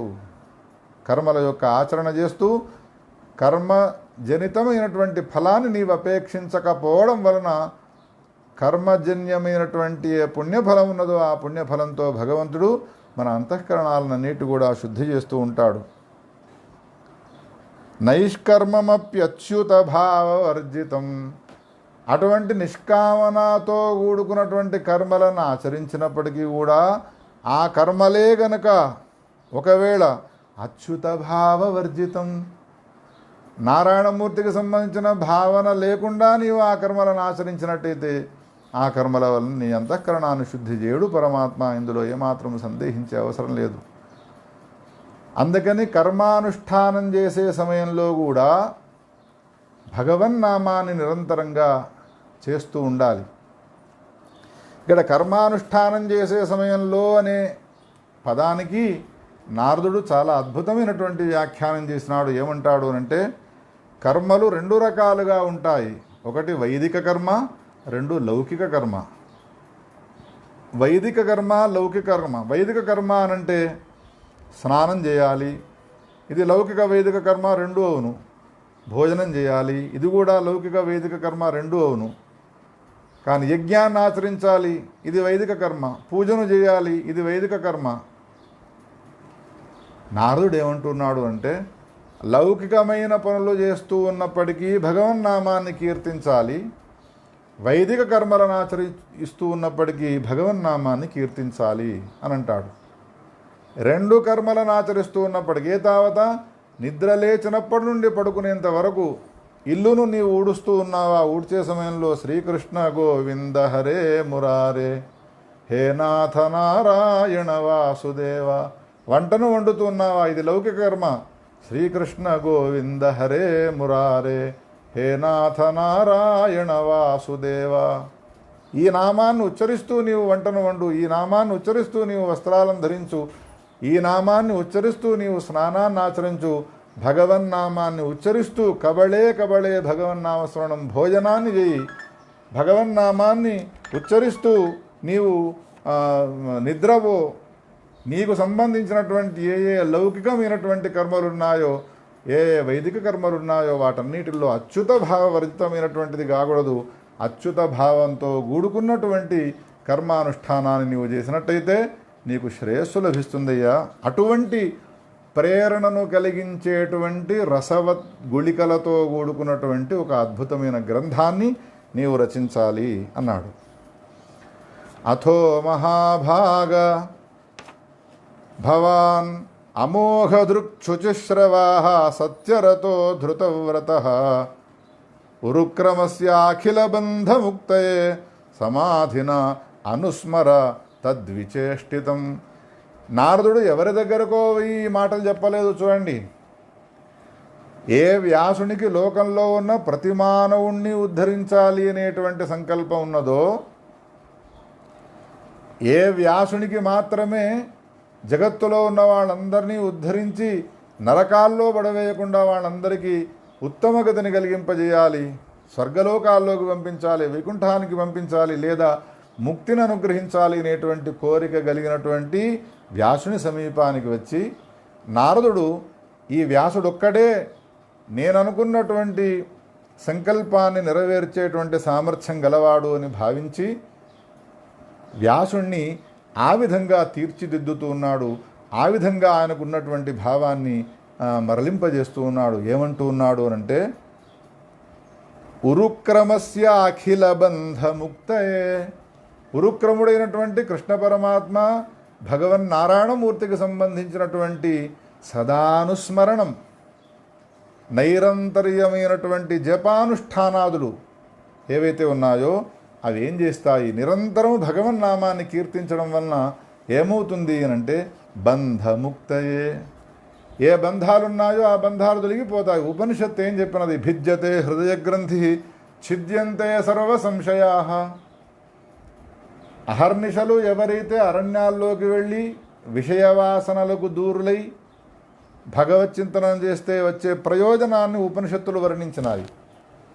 ఇప్పుడు నారదుడు ఏమంటున్నాడు అనంటే, ఇండ్లలో ఉంటూనే లౌకిక వైదిక కర్మలు ఆచరిస్తూనే నైరంతర్యంగా భగవన్నామాన్ని స్మరించేటువంటి ఏ వ్యక్తులుంటారో అటువంటి వాళ్లకు భగవత్ అనుగ్రహం కలిగేటువంటి రీతిలో నీవు భవబంధాల నుండి విముక్తిని కలిగించేటువంటి రీతిలో వాళ్ళకి ఏదైనా ఉపాయాలతో కూడుకున్నటువంటి అద్భుతమైనటువంటి గ్రంథాన్ని రచించవయ్యా.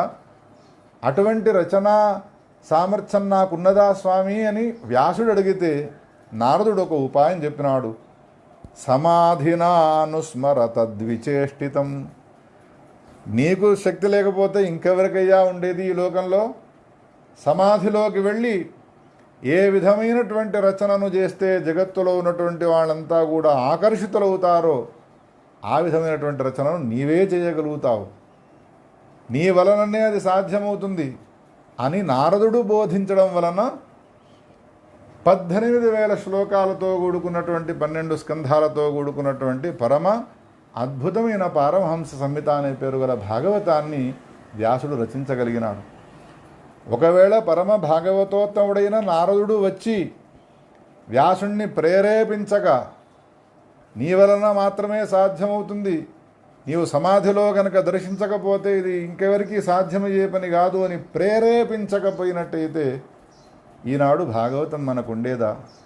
శౌనకాదృశులారా, చాలా అద్భుతమైనటువంటి విషయాన్ని చెప్పి, అంతేకాదు భగవన్నామాన్ని కీర్తించడం వలన కీర్తించే వ్యక్తి ఉంటాడో వానికి అనుభవానికి రావాలి.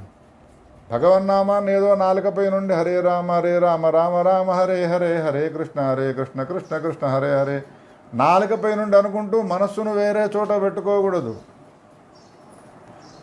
టీవీ ముందు కూర్చొని సీరియల్ చూస్తూ కొంతమంది జపమాలను చేతిలో పట్టుకొని నామాన్ని స్మరణ చేస్తూ ఉంటారు. మనస్సు బుద్ధి అంతా కూడా ఆ సీరియల్ పైన ఉంటుంది, నాలుక పైన మాత్రం భగవన్నామం ఉంటుంది. అది ప్రయోజనకారి కాదు. నీ శరీరము, నీ ఇంద్రియాలు, నీ మనస్సు అంతా కూడా ఆ భగవత్ చరణార విందాల యందు సంలగ్నమై ఉండి భగవన్నామాన్ని నీవు కీర్తించినావు అనంటే తప్పకుండా ఆ వాసుదేవుని యొక్క అనుగ్రహం కలుగుతుంది. అందుకని మనము భగవన్నామాన్ని జపించే సమయంలో మమైకమైపోవాలి. కొడుకు పైన ఒక ప్రేమ ఉన్నది మనకు, తల్లిపైన తండ్రులపైన ఒక ప్రేమ ఉన్నది కొడుకుకు. అప్పుడు తల్లికి కానీ తండ్రికి కానీ ఏదైనా అనారోగ్యమైనప్పుడు లేదా కొడుకుకి ఏదైనా అనారోగ్యమైనప్పుడు కంట తడబెట్టి ఏ విధంగా ఏడుస్తూ ఉంటుందో తల్లి,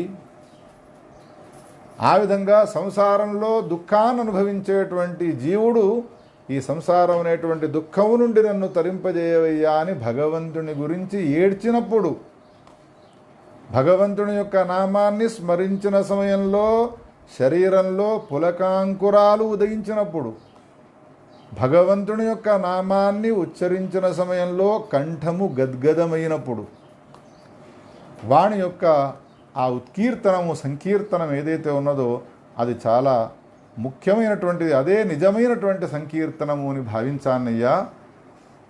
అటువంటి పరిస్థితి రావాలి అంటే ఒక జీవునికి, ఒక భక్తునికి భగవన్నామాన్ని ఉచ్చరించగానే శరీరంలో పులకాంకురాలు, భగవన్నామాన్ని ఉచ్చరించగానే కంఠము గద్గదమైపోవడాలు ఇవన్నీ రావాలి అంటే అది ఒక జన్మ వలన సాధ్యమయ్యేటువంటిది కాదు. అనేక జన్మలలో చేసినటువంటి కృషి ఉంటే గాని అది సాధ్యమయ్యే పని కాదు అని భాగవతోత్తముడైనటువంటి నారదుడు వ్యాసునికి తన పూర్వజన్మ వృత్తాంతాన్ని గురించి వర్ణించినాడు. హే వ్యాస, నా పూర్వజన్మలో నేను అంటే నారదుడనైనటువంటి నేను అనేక మంది మహాత్ములు చాతుర్మాస్యాలు చేయడానికి వచ్చినారు అరణ్యాల్లోకి. వాళ్లకు సేవ చేసే నిమిత్తమై నేను కుదిరినాను, పనిలో కుదిరినాను. వాళ్లకు సంబంధించినటువంటి వస్త్రాలను, వాళ్ళ ఆశ్రమాల్లో ఊడవడాలు, పాత్రలను శుద్ధి చేయడము మొదలైనటువంటి పనులన్నీ కూడా చేస్తూ ఉండేవాడిని. పరమ భాగవతోత్తముడైనటువంటి నారదుడు చెప్పేటువంటి మాటలు చూడండి. గత జన్మలో తాను చేసినటువంటి పనులన్నీ ఇవి. చక్రుహు కృపాం యద్యపి తుల్యదర్శనాః శుశ్రూషమాణే మునయో అల్పభాషిణి. నేను అక్కడ పనికి కుదిరిన తర్వాత వాళ్ళు ఏ పని నాకు చెప్పుతారో ఆశ్రమంలో ఆ పనులన్నీ చేసిన తర్వాత ఎక్కువగా మాట్లాడనెవరితో, మౌనంగా ఉంటాను, ఏ ఇతరమైనటువంటి సంభాషణలను చేయను. ఆ మహాత్ములు ఎవరైతే ఉన్నారో మహాత్ములు భగవత్ సంబంధమైనటువంటి చర్చలు చేసుకుంటూ ఉంటే బయట ఆశ్రమం బయట కూర్చొని బయట కూర్చొని వాళ్ళు చేసేటువంటి చర్చనలన్నిటి కూడా విన్నాను.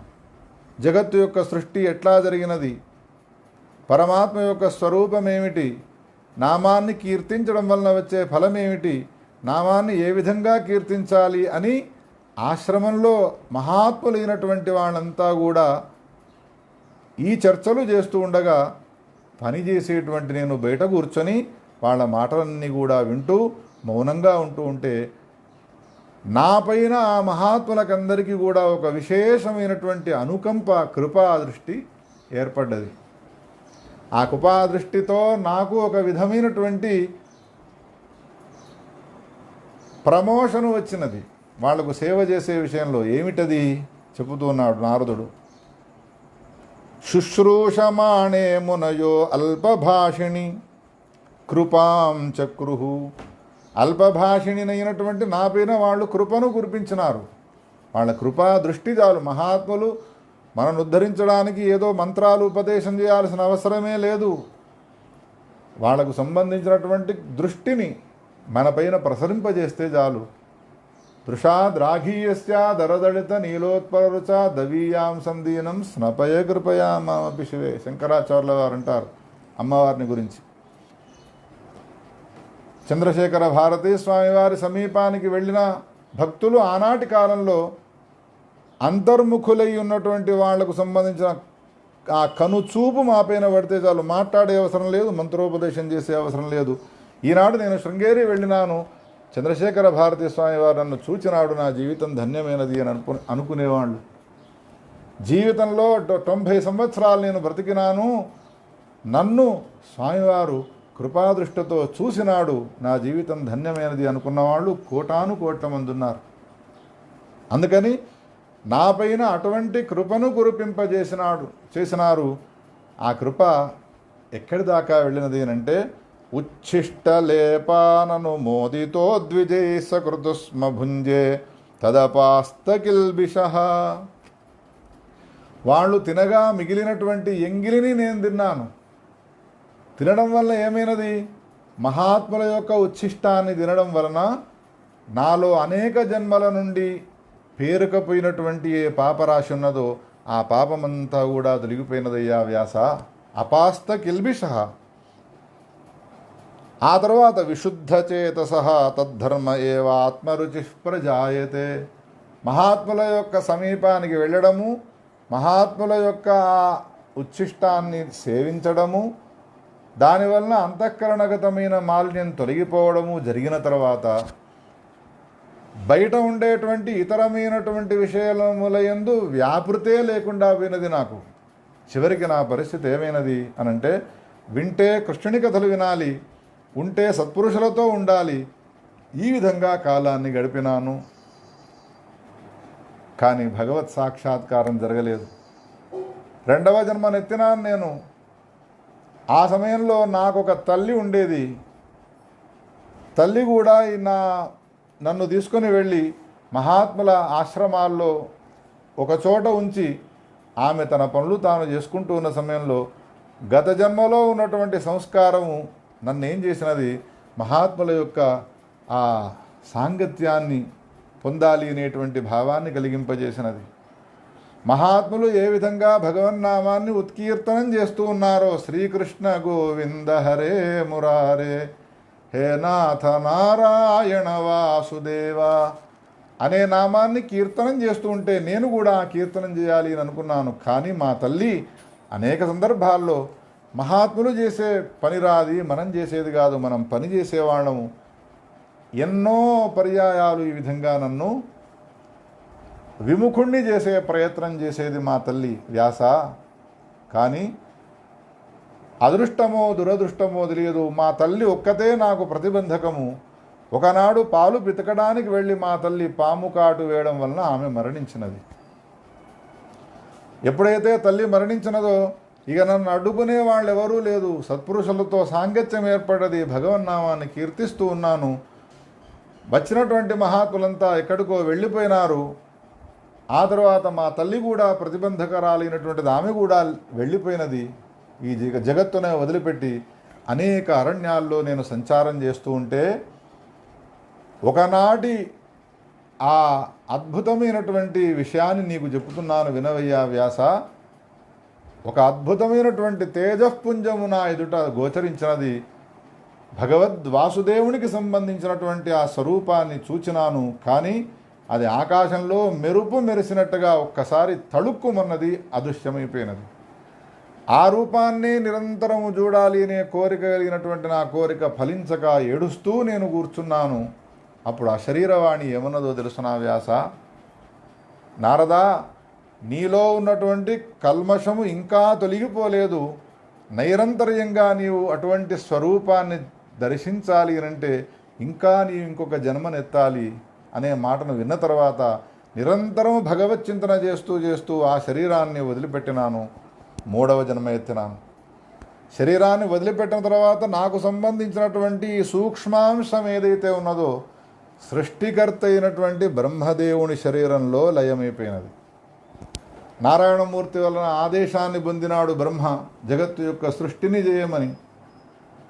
సృష్టి కాలంలో అనేక వేల సంవత్సరాలు తపస్సు చేస్తున్నటువంటి బ్రహ్మదేవుడు 10,000 సంవత్సరాలకు ఒక్కొక్క విధమైనటువంటి సృష్టిని కొనసాగిస్తున్న సమయంలో మరీచి, అంగిరసుడు, పులశ్చుడు, పులహుడు, క్రతువు, సనక, సనందన, సనత్కుమారుల మొదలైనటువంటి వాళ్ళందరూ పుట్టినట్టుగా, ఆయన శరీరంలో నుండి అయోనిజులుగా పుట్టినట్టుగా బ్రహ్మదేవుని యొక్క తొడలో నుండి నేను ఆవిర్భవించినానయ్యా. ఉత్సంగా అన్న అరదో జజ్ఞే. ఇదివరకు నేను యోనిజుడనైనాను. నేను చేసినటువంటి సాధన చివరికి ఏమైనది, సృష్టికర్త అయినటువంటి బ్రహ్మదేవుని శరీరంలో లయమైపోయి కాలాంతరంలో ఆయన తొడలో నుండి నేను ఆవిర్భవించినాను. దైవదత్తమైనటువంటి ఆ భగవద్దత్తమైనటువంటి వీణను మీటుతూ నారాయణ నారాయణ జయ గోవింద హరే, నారాయణ నారాయణ జయ గోపాల హరే అని నేను సంచారం చేస్తూ ఉంటే వైకుంఠాధిపతి అయిన శ్రీమన్నారాయణమూర్తి, గోలోకాధీశుడైనటువంటి రాధామాధవుడు, ఏమయ్యా నారదా పిలిచినావా అని నా వెంట తిరుగుతూ ఉన్నారయ్యా. అయ్యా, మిమ్మల్ని పిలవడం కోసం నేను నామాన్ని ఉచ్చరించలేదు. మానవునిగా జన్మించినాను కాబట్టి, శరీరం అనేటువంటిది ఒకటి నాకున్నది కాబట్టి గానం చేయాలి. గానమే నాకు ఆహారము కాబట్టి, అది లేకుంటే నేను బ్రతకలేను కాబట్టి ఉచ్చరించినాను తప్ప నీవు రావాలనే ఉద్దేశంతో కాదయ్యా. వెళ్ళు వెళ్ళు అని ఈనాడు నేను వెళ్ళగొడుతున్నానయ్యా వాళ్లను. నారదుడు తనకు సంబంధించిన పూర్వజన్మ వృత్తాంతాన్ని అనేక జన్మలలో చేసినటువంటి కృషి ఫలించి ఈనాడు నేను నామాన్ని ఉచ్చరిస్తూ ఉంటే నా శరీరము గద్గదం అవుతుంది, నా శరీరము పులకాంకురాలు వస్తాయి, నా కంఠము గద్గదం అయిపోతుంది, కళ్ళ వెంబడి అశ్రుధారాలను గారుస్తాను. ఇప్పుడు భగవంతుడు వైకుంఠంలో లేడు, భగవంతుడు శ్వేతద్వీపంలో లేడు, భగవంతుడైనటువంటి కృష్ణ పరమాత్మ గోలోకంలో లేడు. ఎక్కడ ఉన్నాడు అనంటే నామాన్ని ఉచ్చరిస్తూ తిరుగుతున్న నారదుడనైనా నా చుట్టూ తిరుగుతూ ఉన్నాడు తప్ప వేరే ఎక్కడ కూడా లేడయ్యా. అందుకని ఒక నామాన్ని మనం ఉచ్చరిస్తూ ఉన్న సమయంలో, ఒక కథను మనం చెప్పుతూ ఉన్నాము అనంటే ఆ చెప్పే సమయంలో భగవంతుడు మన సన్నిధానంలో ఉండాలి అనంటే సమాధి వలన భగవంతుడి యొక్క సాక్షాత్కారాన్ని చేసుకొని మనము ఏ విధమైనటువంటి అనుభూతిని పొందుతూ ఉన్నామో అటువంటి అనుభూతిని ఆ నామాన్ని ఉచ్చరించే మన ద్వారా శ్రవణం చేసేవానికి కలిగించాలి. ఆ గ్రంథాన్ని రచించినటువంటి నీవు ఆ గ్రంథాన్ని చదివేవానికి అటువంటి అనుభూతిని కలిగేట్టుగా చెయ్యాలి అనంటే నీ ఒక్కడవే సమర్థుడవు. అటువంటి పని నీవు చేయమనేటువంటి ఒక ప్రోత్సాహాన్ని ఇచ్చి అద్భుతమైనటువంటి వేదాంతాన్ని బోధించి నారదుడు వచ్చిన దారిన వెళ్ళిపోయిన తర్వాత 18 శ్లోకాలతో కూడుకొని 12 స్కంధాలతో కూడుకున్నటువంటి భాగవతాన్ని రచించినాడు. భాగవతోత్తములలోకెల్లా భాగవతోత్తముడైనటువంటి ఆ నారదుడు భక్తి సూత్రాలను రచించినాడు. భాగవతంలో వచ్చేటువంటి అనేక మంది మహాత్ములకు ఆయన ఆదర్శమై ఉన్నాడు నారదుడు. ధ్రువుడు ఎప్పుడైతే నిరాదరణకు గురైనాడో, అరణ్యాల్లోకి వెళ్ళిపోయినాడో, అరణ్యంలో సంచారం చేస్తున్నటువంటి ఆ పిల్లవాడి దగ్గరికి వచ్చినాడు నారదుడు. ఏమయ్యా, ఎటో పోతున్నావు? అడవికి వెళుతున్నాను. ఎందుకు? భగవదుపాసన చేయడానికి. ఉపాసన అంటే తెలుసునా? తెలియదు. తపస్సు అంటే తెలుసునా? తెలియదు. మరెట్లా? అదేదో నీవే చెప్పు అని అంటే, అరణ్యంలో పాములు, దయ్యాలు, భూతాలు, వర్షపు ధారలు ఇవన్నీ ఉంటాయి. వాటికి నీవు భయపడతావు. అనవసరంగా ఇక్కడ ఉండకు, నీవు ఇంటికి వెళ్ళిపో, తిరిగిపో అనంటే, నీకు నా పైన కరుణ ఉంటే నాకు ఉపదేశం చేయి, కానీ ఇంటికి మాత్రం వెళ్ళామని నన్ను అనకు అని ఎప్పుడైతే నిశ్చయ జ్ఞానాన్ని తెలియజేసినాడో అప్పుడు ఆ నారదుడు ధ్రువుణ్ణి దగ్గరికి చేరదీసుకొని నెత్తిని నిమిరినాడు అని వర్ణిస్తాడు. స్పృష్ట్వా అఘఘ్నేన పాణినా. ఎంత అద్భుతంగా వర్ణిస్తాడు వ్యాస భగవానుడు. నారుని పాత్ర వచ్చినది అని అంటే చాలు, అఘములను తొలగించేటువంటి పాణి, చెయ్యి అది. నారదుడిని స్మరిస్తే కాదు, నారదుడు సమీపానికి వచ్చినాడు, ఒక్కసారి నెత్తిని ఈ విధంగా నిమిరినాడు అని అంటే చాలు, ఆయన చేతిలో అటువంటి లక్షణం ఉన్నది, పాపాలన్నీ తొలగిపోతాయి. ధ్రువుణ్ణి ఒక్కసారి నెత్తిని నిమిరి వాసుదేవ ద్వాసాక్షరి మంత్రాన్ని ఉపదేశం చేసి, నీవు మధువనానికి వెళ్ళి అక్కడ తపస్సును ఆచరించు, అనతి కాలంలో నీకు ప్రత్యక్షం అవుతాడు అన్నాడు. మధువనానికి వెళ్ళి ధ్రువుడు ఎప్పుడైతే తపస్సు చేసినాడో కేవలం 6 నెలలలో మాత్రమే భగవత్ సాక్షాత్కారాన్ని పొందినాడు. అది ధ్రువుని గొప్పతనము కంటే నారదుని యొక్క గొప్పతనమే, ఇందులో ఏమాత్రము సందేహించే అవసరం లేదు. అటువంటి నారదుని యొక్క పాత్ర ప్రహ్లాదుని చరిత్రలో, ప్రతి భాగవతోత్తముని చరిత్రలో ఉంటుంది. కాబట్టి భాగవతంలో అనుపదం క్షణక్షణానికి నారదునికి సంబంధించినటువంటి విషయాలను గురించి వర్ణిస్తాడు. అటువంటి పరమ భాగవతోత్తముడైనటువంటి నారదుని యొక్క స్మరణ చేసినాము.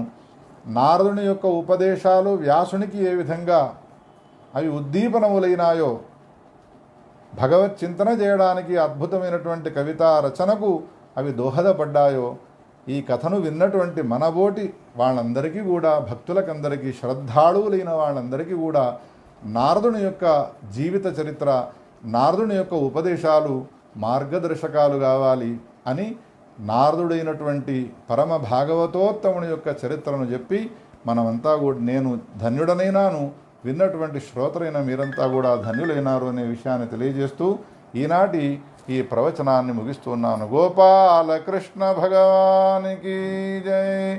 గోవర్ధనధరం వందే గోపాలం గోపరూపిణం గోకులోత్సవమీశానం గోవిందం గోపికా ప్రియం.